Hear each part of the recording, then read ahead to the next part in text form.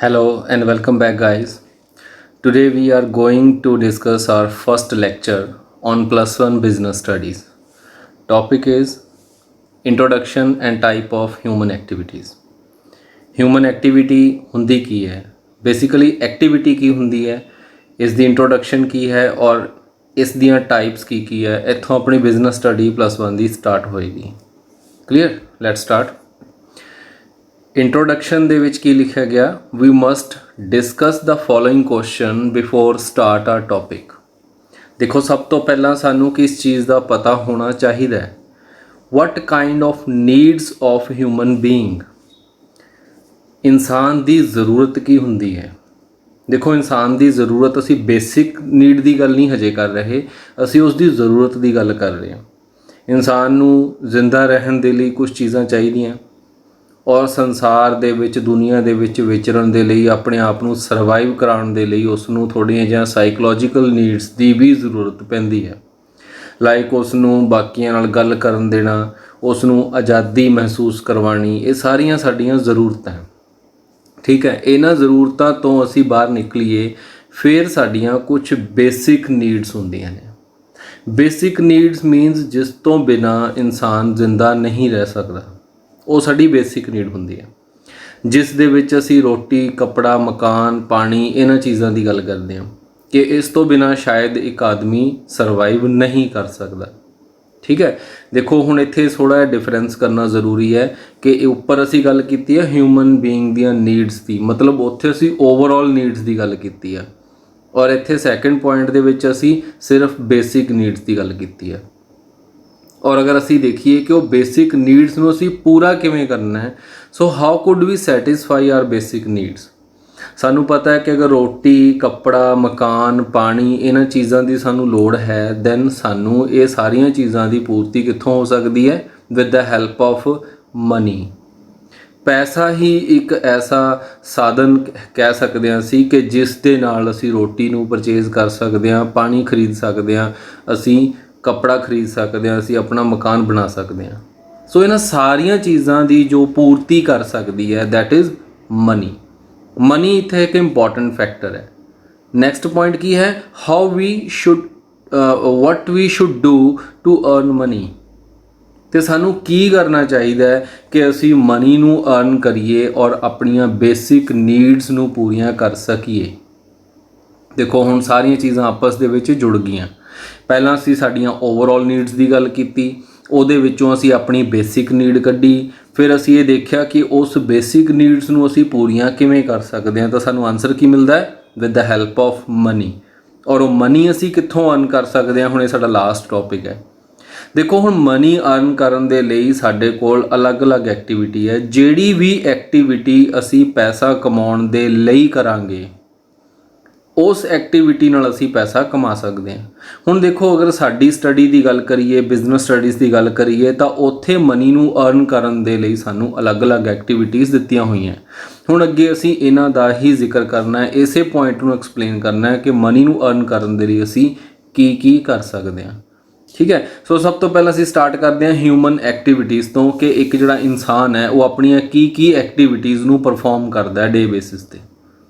ਹੁਣ ਇਹਨਾਂ ਐਕਟੀਵਿਟੀਜ਼ ਦੇ ਵਿੱਚ ਡੇਲੀ ਲਾਈਫ ਐਕਟੀਵਿਟੀਜ਼ ਆ ਜਾਂਦੀ ਹੈ. ਲਾਈਕ ਹੁਣ ਅਸੀਂ ਕਿੱਥੋਂ ਲੈਂਦੇ ਹਾਂ? ਲਿਸਨਿੰਗ ਮਿਊਜ਼ਿਕ, ਅਸੀਂ ਮਿਊਜ਼ਿਕ ਨੂੰ ਵੀ ਸੁਣਦੇ ਹਾਂ.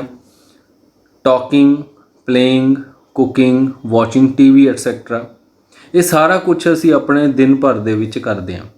ਠੀਕ ਹੈ, ਇਸ ਤੋਂ ਬਿਨਾਂ ਕੀ ਲਿਖਿਆ? Some activities are performed to satisfy our psychological needs and some are economic needs. ਹੁਣ ਦੇਖੋ ਕੁਛ ਜੋ ਐਕਟੀਵਿਟੀਜ਼ ਹੈ ਉਹ related with our psychological needs ਹੈ. ਸਾਈਕੋਲੋਜੀਕਲ ਨੀਡ ਮਤਲਬ ਜਿਨ੍ਹਾਂ ਦੇ ਨਾਲ ਸਾਨੂੰ ਵੈਸੇ ਕੋਈ ਸੰਤੁਸ਼ਟੀ ਪ੍ਰਾਪਤ ਹੁੰਦੀ ਹੈ. ਲਾਈਕ ਅਸੀਂ ਆਪਸ 'ਚ ਬੈਠ ਕੇ ਗੱਲਾਂ ਕਰਦੇ ਹਾਂ, ਚੁਗਲੀਆਂ ਕਰਦੇ ਹਾਂ. ਹੁਣ ਚੁਗਲੀ ਨਾਲ ਸਾਨੂੰ ਮਿਲਣਾ ਕੁਛ ਨਹੀਂ, ਲੇਕਿਨ ਕੀ ਹੈ ਇੱਕ ਸੈਟਿਸਫੈਕਸ਼ਨ ਮਿਲਦੀ ਹੈ. ਅਸੀਂ ਕਿਸੇ ਦੀਆਂ ਗੱਲਾਂ ਕਰ ਰਹੇ ਹਾਂ, ਕਿਸੇ ਦੀ ਬੁਰਾਈ ਕਰਦੇ ਹਾਂ, ਹੈ ਨਾ, ਸਾਨੂੰ ਉਸ ਤੋਂ ਇੱਕ ਸੈਟਿਸਫੈਕਸ਼ਨ ਮਿਲਦੀ ਹੈ. ਹਾਲਾਂਕਿ ਸਾਨੂੰ ਉੱਥੋਂ ਹੋਰ ਅਰਨਿੰਗ ਜ਼ੀਰੋ ਹੈ. ਸੋ ਅਸੀਂ ਇੱਥੇ ਕੀ ਲੈ ਕੇ ਚੱਲਦੇ ਹਾਂ ਕਿ ਅਗਰ ਅਸੀਂ ਮਿਊਜ਼ਿਕ ਸੁਣ ਰਹੇ ਹਾਂ, ਅਸੀਂ ਗਰਾਊਂਡ 'ਚ ਜਾ ਕੇ ਕ੍ਰਿਕਟ ਖੇਡ ਰਹੇ ਹਾਂ, ਅਸੀਂ ਫੁੱਟਬਾਲ ਖੇਡ ਰਹੇ ਹਾਂ, ਅਸੀਂ ਹਾਕੀ ਖੇਡ ਰਹੇ ਹਾਂ, ਜਾਂ ਅਸੀਂ ਚੈਸ ਖੇਡ ਰਹੇ ਹਾਂ, ਅਸੀਂ ਕੁਛ ਵੀ ਲੂਡੋ ਖੇਡ ਰਹੇ ਹਾਂ ਮੋਬਾਈਲ 'ਤੇ ਬੈਠੇ, ਤਾਂ ਉਹਦੇ ਨਾਲ ਕੀ ਹੈ ਸਿਰਫ ਔਰ ਸਿਰਫ ਸਾਡੀ ਇੱਕ ਸਾਈਕੋਲੋਜੀਕਲ ਨੀਡ ਪੂਰੀ ਹੁੰਦੀ ਹੈ ਉਹਨਾਂ ਦੇ ਨਾਲ ਸਾਨੂੰ ਕੋਈ ਮਨੀ ਅਰਨਿੰਗ ਨਹੀਂ ਹੈ। ਅਗਰ ਇਹੀ ਚੀਜ਼ਾਂ ਅਸੀਂ ਮਨੀ ਨੂੰ ਅਰਨ ਕਰਨ ਦੇ ਲਈ ਕਰ ਰਹੇ ਹਾਂ ਦੈਨ ਉਹ ਐਕਟੀਵਿਟੀ ਫਿਰ ਅਲੱਗ ਹੋ ਜਾਊਗੀ। ਜਿਵੇਂ ਕਿ ਅੱਜ ਕੱਲ੍ਹ ਬੜੀਆਂ ਮੋਬਾਈਲ ਐਪਸ ਚੱਲੀਆਂ ਹੋਈਆਂ, ਬੜੀਆਂ ਗੇਮਸ ਐਸੀਆਂ ਚੱਲੀਆਂ ਹੋਈਆਂ, ਤੁਸੀਂ ਉਸ ਨੂੰ ਕੀ ਕਰੋ, ਖੇਡੋ ਤੇ ਉੱਥੋਂ ਤੁਸੀਂ ਪੈਸੇ ਵੀ ਅਰਨ ਕਰ ਸਕਦੇ ਹੋ। ਅਗਰ ਹੁਣ ਤੁਸੀਂ ਉਹੀ ਗੇਮ ਖੇਡ ਰਹੇ ਹੋ, ਆਪਣੀ ਸਾਈਕੋਲੋਜੀਕਲ ਨੀਡ ਵੀ ਨਾਲ ਪੂਰੀ ਕਰ ਰਹੇ ਹੋ ਔਰ ਨਾਲ ਤੁਹਾਨੂੰ ਅਰਨਿੰਗ ਵੀ ਹੋ ਰਹੀ ਹੈ, ਦੈਨ ਉੱਥੇ ਸਾਡੀਆਂ ਦੋਨੋਂ ਐਕਟੀਵਿਟੀਜ਼ ਪਰਫਾਰਮਡ ਹੋ ਰਹੀਆਂ ਨੇ ਕਿ ਉਹ ਸਾਡੀ ਇੱਕ ਸਾਈਕੋਲੋਜੀਕਲ ਨੀਡ ਨੂੰ ਵੀ ਪੂਰਾ ਕਰ ਰਹੀ ਹੈ ਪਲੱਸ ਉਹ ਸਾਡੀ ਜਿਹੜੀ ਹੈ ਇਕਨੋਮਿਕ ਨੀਡ ਨੂੰ ਵੀ ਪੂਰਾ ਕਰ ਰਹੀ ਹੈ। ਠੀਕ ਹੈ ਨਾ। ਸੋ ਕੁਛ ਜਿਹੜੀਆਂ ਐਕਟੀਵਿਟੀਜ਼ ਨੇ ਉਸ ਨੂੰ ਕਲਾਸੀਫਾਈ ਕੀਤਾ ਗਿਆ ਅਦਰ 2 ਪਾਰਟਸ ਦੇ ਵਿੱਚ। ਕਿਹੜੇ ਪਾਰਟਸ ਹੈ? First is economic activity and second is non economic activity. ਇਹ ਸਾਡੇ 2 ਪਾਰਟ ਹੈ ਜਿਸ ਨੂੰ ਅੱਗੇ ਅਸੀਂ ਐਕਸਪਲੇਨ ਕਰਨਾ ਹੈ। ਦੇਖੋ ਇਕਨੋਮਿਕ ਐਕਟੀਵਿਟੀ ਜਿਹੜੀ ਹੈ ਅਗਰ ਅਸੀਂ ਇਹਨੂੰ ਸਿੰਪਲੀ ਐਕਸਪਲੇਨ ਕਰੀਏ ਤਾਂ ਇਕਨੋਮਿਕ ਮੀਨਸ ਉਹ ਪੈਸੇ ਨਾਲ ਰਿਲੇਟਡ ਹੋਗੀ, ਨੋਨ ਇਕਨੋਮਿਕ ਮੀਨਸ ਉਹ ਪੈਸੇ ਨਾਲ ਰਿਲੇਟਡ ਨਹੀਂ ਹੋਊਗੀ। ਸੋ ਹੁਣ ਅਗਰ ਅਸੀਂ ਦੁਬਾਰਾ ਉੱਪਰਲੇ ਸਾਡੇ ਇਸ ਲਾਸਟ ਪੁਆਇੰਟ ਦੇ ਉੱਪਰ ਅਸੀਂ ਫੋਕਸ ਕਰੀਏ ਤਾਂ ਸਾਡਾ ਕੁਐਸਚਨ ਕੀ ਸੀ, what we should do to earn money. ਤਾਂ ਅਸੀਂ ਕੀ ਕਰ ਸਕਦੇ ਹਾਂ ਮਨੀ ਨੂੰ ਅਰਨ ਕਰਨ ਵਾਸਤੇ। ਸੋ ਅਗਰ ਮੈਂ ਕਹਾਂ ਕਿ ਮਨੀ ਨੂੰ ਅਰਨ ਕਰਨ ਵਾਸਤੇ ਸਾਨੂੰ ਇਸ ਐਕਟੀਵਿਟੀ ਨੂੰ ਪਰਫਾਰਮ ਕਰਨਾ ਪਊਗਾ, ਸੋ ਇਹ ਗਲਤ ਨਹੀਂ ਹੋਊਗਾ। ਠੀਕ ਹੈ, ਕਿਉਂਕਿ ਆਪਣੇ ਨਾਮ ਦੇ ਨਾਲ ਹੀ ਆਪਣੇ ਆਪ ਨੂੰ ਐਕਸਪਲੇਨ ਕਰ ਰਹੀ ਹੈ ਕਿ ਇਕਨੋਮਿਕ ਐਕਟੀਵਿਟੀ ਜੋ ਕਿ ਮਨੀ ਨਾਲ ਰਿਲੇਟਡ ਹੈ ਔਰ ਨੋਨ ਇਕਨੋਮਿਕ ਜੋ ਕਿ ਮਨੀ ਨਾਲ ਰਿਲੇਟਡ ਨਹੀਂ ਹੋਊਗੀ। ਸੋ ਅਸੀਂ ਇਹਨਾਂ ਦੀ ਐਕਸਪਲੇਨੇਸ਼ਨ ਦੇਖਦੇ ਹਾਂ ਅੱਗੇ। ਇਕਨੋਮਿਕ ਐਕਟੀਵਿਟੀ ਹੁੰਦੀ ਕੀ ਹੈ? ਇਕਨੋਮਿਕ ਐਕਟੀਵਿਟੀ ਨੂੰ ਅਸੀਂ ਐਕਸਪਲੇਨ ਕਰਾਂਗੇ ਦੇਖੋ with the object of earning money. ਦੇਖੋ ਇਹੀ ਇਹਦਾ ਇੱਕ ਸੋਲ ਮੀਨਿੰਗ ਹੈ ਕਿ ਕੋਈ ਵੀ ਐਕਟੀਵਿਟੀ ਜਦੋਂ ਅਸੀਂ ਉਹਦਾ ਮੀਨਿੰਗ ਕੀ ਹੋਊਗਾ, ਅਗਰ ਸਾਡਾ ਉਹਦੇ ਪਿੱਛੇ ਆਬਜੈਕਟ ਕੀ ਹੋਊਗਾ, ਅਗਰ ਮਨੀ ਅਰਨਿੰਗ ਸਾਡਾ ਉਹਦੇ ਪਿੱਛੇ ਆਬਜੈਕਟ ਹੈ ਦੈਨ ਅਸੀਂ ਉਸ ਐਕਟੀਵਿਟੀ ਨੂੰ ਕੀ ਬੋਲਾਂਗੇ, economic activity. It may concerned with, ਇਹ ਕਾਹਦੇ ਨਾਲ ਹੋ ਸਕਦੀ ਹੈ? ਦੇਖੋ ਇੱਥੇ ਥੋੜ੍ਹੇ ਜਿਹੇ ਹੈਵੀ ਵਰਡਸ ਆਉਣਗੇ। ਤੁਹਾਡੀ ਸਟਾਰਟਿੰਗ ਹੈ 10th ਕਰਕੇ ਹਟੇ ਆਪਾਂ, +1 ਦੇ ਵਿੱਚ ਸਾਨੂੰ ਕਈ ਵਾਰ ਇਹਨਾਂ ਵਰਡਸ ਦਾ ਨਹੀਂ ਪਤਾ ਲੱਗਦਾ। Sale purchase of goods. ਦੇਖੋ ਸੇਲ ਪਰਚੇਜ਼ ਦਾ ਮੀਨਿੰਗ ਅਸੀਂ ਸ਼ੁਰੂ ਤੋਂ ਹੀ ਸਾਨੂੰ ਪਤਾ ਹੈ ਕਿ ਕੀ ਮੀਨਿੰਗ ਹੁੰਦਾ ਹੈ। ਸੇਲ ਕਰਨਾ ਮੀਨਸ ਕਿਸੇ ਚੀਜ਼ ਨੂੰ ਵੇਚਣਾ, ਪਰਚੇਜ਼ ਕਰਨਾ ਮੀਨਸ ਖਰੀਦਣਾ। ਗੁੱਡਸ ਦਾ ਮਤਲਬ ਇੱਥੇ ਕੀ ਹੈ? ਜਿਹੜੀਆਂ ਚੀਜ਼ਾਂ 'ਚ ਅਸੀਂ ਰੈਗੂਲਰ ਡੀਲ ਕਰੀਏ ਉਹਨੂੰ ਅਸੀਂ ਗੁੱਡਸ ਕਹਿ ਦਿੰਦੇ ਹਾਂ। ਠੀਕ ਹੈ, ਉਹਨੂੰ ਸਟਾਕ ਵੀ ਕਿਹਾ ਜਾ ਸਕਦਾ, ਉਹਨੂੰ ਗੁੱਡਸ ਵੀ ਕਿਹਾ ਜਾ ਸਕਦਾ। ਜਿਵੇਂ ਇੱਕ ਕਿਤਾਬਾਂ ਵਾਲਾ ਕਿਤਾਬਾਂ ਦੇ ਵਿੱਚ ਡੀਲ ਕਰਦਾ ਤਾਂ ਉਹ ਬੁੱਕਸ ਉਹਦੇ ਲਈ ਕੀ ਹੋਣਗੀਆਂ, ਗੁੱਡਸ ਹੋਣਗੀਆਂ, ਸਟਾਕ ਹੋਊਗਾ। ਇੱਕ ਪ੍ਰੋਪਰਟੀ ਡੀਲਰ ਪਲਾਟਸ ਦੇ ਵਿੱਚ ਜਾਂ ਇਹ ਕਹਿ ਲਓ ਕਿ ਉਹ ਮਕਾਨਾਂ ਨੂੰ ਖਰੀਦ ਕੇ ਉਹਨਾਂ ਨੂੰ ਵੇਚ ਰਿਹਾ ਤਾਂ ਉਹ ਮਕਾਨ ਜਾਂ ਉਹ ਪਲਾਟਸ ਉਹਦੇ ਲਈ ਕੀ ਹੋਣਗੇ, ਉਹਦੇ ਲਈ ਸਟਾਕ ਹੋਊਗਾ, ਗੁੱਡਸ ਹੋ ਸਕਦੀਆਂ ਨੇ। ਠੀਕ ਹੈ, ਅਗਰ ਆਮ ਬੰਦਾ ਜਿਹੜਾ ਹੈ ਉਹਦਾ ਕੰਮ ਬੁੱਕ ਸ਼ਾਪ ਦਾ ਹੈ ਲੇਕਿਨ ਉਸਨੇ ਪਲਾਟ ਵੀ ਖਰੀਦ ਰੱਖੇ ਆ ਤਾਂ ਉਹ ਪਲਾਟ ਉਸਦੀ ਇਨਵੈਸਟਮੈਂਟ ਹੋਊਗੀ, ਉਹਦੇ ਲਈ ਗੁੱਡਸ ਨਹੀਂ ਹੋਣਗੀਆਂ ਕਿਉਂਕਿ ਉਹਦੇ ਵਿੱਚ ਰੈਗੂਲਰ ਡੀਲ ਨਹੀਂ ਕਰ ਰਿਹਾ। ਰੈਗੂਲਰ ਡੀਲਿੰਗ ਉਹਦੀ ਕਾਹਦੇ 'ਚ ਹੈ? ਬੁੱਕਸ ਦੇ ਵਿੱਚ ਹੈ। ਤਾਂ ਬੁੱਕਸ ਉਹਦੇ ਲਈ ਸਟਾਕ ਹੈ, ਉਹਦੇ ਲਈ ਗੁੱਡਸ ਨੇ, ਲੇਕਿਨ ਉਹ ਪਲਾਟ ਉਹਦੇ ਲਈ ਇੱਕ ਐਸੈਟ ਹੈ, ਇੱਕ ਇਨਵੈਸਟਮੈਂਟ ਹੈ। ਠੀਕ ਹੈ, ਸੋ ਇੱਥੇ ਅਸੀਂ ਕੀ ਕਹਿੰਦੇ ਹਾਂ ਕਿ ਗੁੱਡਸ ਦੇ ਵਿੱਚ ਅਸੀਂ ਸੇਲ ਪਰਚੇਜ਼ ਕਰਨਾ ਹੈ ਜਾਂ ਅਸੀਂ ਸਰਵਿਸਿਜ਼ ਪ੍ਰੋਵਾਈਡ ਕਰਨੀਆਂ ਨੇ ਜਾਂ ਅਸੀਂ ਕੋਮੋਡਿਟੀਜ਼ ਪ੍ਰੋਵਾਈਡ ਕਰਨੀਆਂ ਨੇ ਤਾਂ ਉਹਦੇ ਬਦਲੇ ਸਾਡਾ ਸੋਲ ਮੋਟਿਵ ਕੀ ਹੈ? ਅਸੀਂ ਪ੍ਰੋਫਿਟ ਅਰਨ ਕਰਨਾ, ਅਸੀਂ ਮਨੀ ਅਰਨਿੰਗ ਕਰਨੀ ਹੈ। ਸੋ ਇਸ ਨੂੰ ਅਸੀਂ ਇਕਨੋਮਿਕ ਐਕਟੀਵਿਟੀ ਕਹਿ ਦਿੱਤਾ।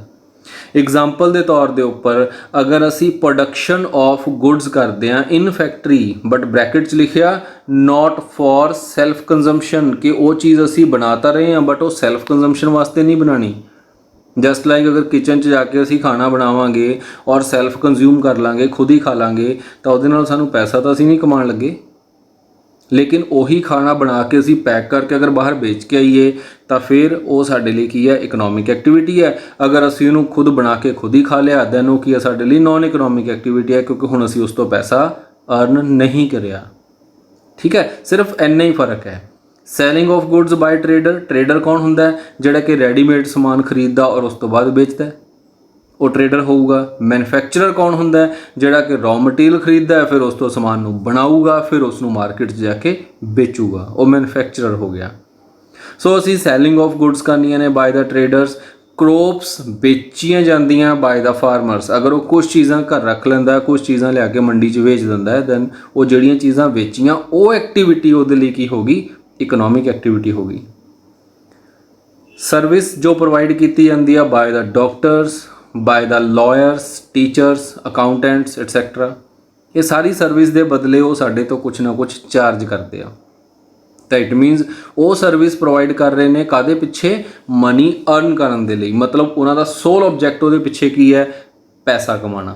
ਔਰ ਜਿਹੜੀ ਵੀ ਐਕਟੀਵਿਟੀ ਅਸੀਂ ਮਨੀ ਅਰਨ ਕਰਨ ਦੇ ਲਈ ਕਰਦੇ ਹਾਂ, ਵਟਐਵਰ ਕੋਈ ਵੀ ਐਕਟੀਵਿਟੀ ਹੈ, ਅਗਰ ਉਹ ਮਨੀ ਅਰਨ ਕਰਨ ਦੇ ਲਈ ਕੀਤੀ ਜਾਏਗੀ ਦੈਨ ਉਸ ਨੂੰ ਅਸੀਂ ਇਕਨੋਮਿਕ ਐਕਟੀਵਿਟੀ ਕਹਾਂਗੇ। ਠੀਕ ਹੈ, ਇਹਦੀਆਂ ਐਗਜ਼ਾਮਪਲਸ ਹੁਣ ਜਿੰਨੀਆਂ ਮਰਜ਼ੀ ਲੈ ਲਓ, ਆਪਾਂ ਨੂੰ ਪਤਾ ਹੈ ਕਿ ਜਿਹੜੀ ਐਕਟੀਵਿਟੀ ਨਾਲ ਪੈਸਾ ਜੁੜ ਗਿਆ ਉਹ ਚੀਜ਼ ਕੀ ਹੈ? ਇਕਨੋਮਿਕ ਐਕਟੀਵਿਟੀ ਹੋ ਜਾਏਗੀ। ਹੁਣ ਇਨ ਜਰਨਲ ਅਸੀਂ ਗੱਲ ਕਰੀਏ ਤਾਂ ਇਕਨੋਮਿਕ ਐਕਟੀਵਿਟੀ ਨੂੰ 3 ਪਾਰਟਸ ਦੇ ਵਿੱਚ ਡਿਵਾਈਡ ਕੀਤਾ ਗਿਆ। ਕਿਹੜੀ ਕਿਹੜੀ ਆ? First is business, second is profession, third is employment. ਦੇਖੋ ਤਿੰਨੋਂ ਚੀਜ਼ਾਂ ਦੇ ਨਾਲ ਅਸੀਂ ਥੋੜ੍ਹੇ ਜੇ ਫੈਮਲੀਅਰ ਹਾਂ, ਅਸੀਂ ਤਿੰਨਾਂ ਨੂੰ ਥੋੜ੍ਹਾ ਜਾਣਦੇ ਹਾਂ ਵੀ ਕੀ ਹੁੰਦਾ। ਹੁਣ ਅਸੀਂ ਇਹਨਾਂ ਨੂੰ ਥੋੜ੍ਹਾ ਡਿਟੇਲ 'ਚ ਜਾਣਾਂਗੇ ਵੀ ਇਹ ਚੀਜ਼ਾਂ ਅਲੱਗ-ਅਲੱਗ ਹੈ, ਕਿਵੇਂ ਹੈ। ਸੋ ਬਿਜ਼ਨਸ ਕਿਹਾ ਕਿਸ ਨੂੰ ਜਾਂਦਾ ਹੈ? ਦੇਖੋ ਬਿਜ਼ਨਸ ਲਈ ਜ਼ਰੂਰੀ ਕੀ ਹੈ? ਬਿਜ਼ਨਸ ਲਈ ਤੁਹਾਡੇ ਕੋਲ ਪੈਸਾ ਹੋਣਾ ਜ਼ਰੂਰੀ ਹੈ। ਸਾਡੇ ਕੋਲ ਪੈਸਾ ਹੈ, ਅਸੀਂ ਬਿਜ਼ਨਸ ਨੂੰ ਸਟਾਰਟ ਕਰ ਸਕਦੇ ਹਾਂ। ਨੌਲੇਜ ਨਹੀਂ ਹੈਗੀ ਕੋਈ ਗੱਲ ਨਹੀਂ, ਮੈਂ ਉਹ ਪਰਸਨਸ ਨੂੰ ਅਪਾਇੰਟ ਕਰ ਲੂँਗਾ ਜਿਸ ਨੂੰ ਸੈਕਟਰ ਦੀ ਨੌਲੇਜ ਹੋਊਗੀ, ਮੈਂ ਉਸ ਨੂੰ ਸੈਲਰੀ 'ਤੇ ਅਪਾਇੰਟ ਕਰ ਲੂँਗਾ। ਮੇਰੇ ਕੋਲ ਪੈਸਾ ਹੈ, ਮੇਰੇ ਕੋਲ ਅੱਜ ਐਜੂਕੇਸ਼ਨ ਵੀ ਹੈ ਨਹੀਂ ਗੀ, ਮੇਰੇ ਕੋਲ ਬਹੁਤ ਪੈਸਾ, ਮੈਂ ਕੀ ਕਰੂੰਗਾ? ਉਸ ਪੈਸੇ ਨਾਲ ਜ਼ਮੀਨ ਖਰੀਦੂੰਗਾ, ਬਿਲਡਿੰਗ ਛੱਤ ਕੇ ਸਕੂਲ ਖੋਲ੍ਹ ਲੂँਗਾ। ਮੈਂ ਪੜ੍ਹਾਉਣਾ ਥੋੜ੍ਹੀ ਹੈ, ਪੜ੍ਹਾਊਂਗਾ ਕੌਣ? ਟੀਚਰਸ ਨੂੰ ਅਪਾਇੰਟ ਕਰੂੰਗਾ ਉੱਥੇ ਪੜ੍ਹਾਉਣ ਵਾਸਤੇ। ਇਟ ਮੀਨਸ ਮੈਂ ਕੀ ਕੀਤਾ? ਮੈਂ ਇੱਕ ਬਿਜ਼ਨਸ ਸੈੱਟ ਕਰ ਲਿਆ ਆਪਣਾ। ਠੀਕ ਹੈ ਨਾ। ਹੁਣ ਕੰਮ ਮੈਂ ਉੱਥੇ ਕਿਸੇ ਹੋਰ ਤੋਂ ਕਰਾ ਲਿਆ।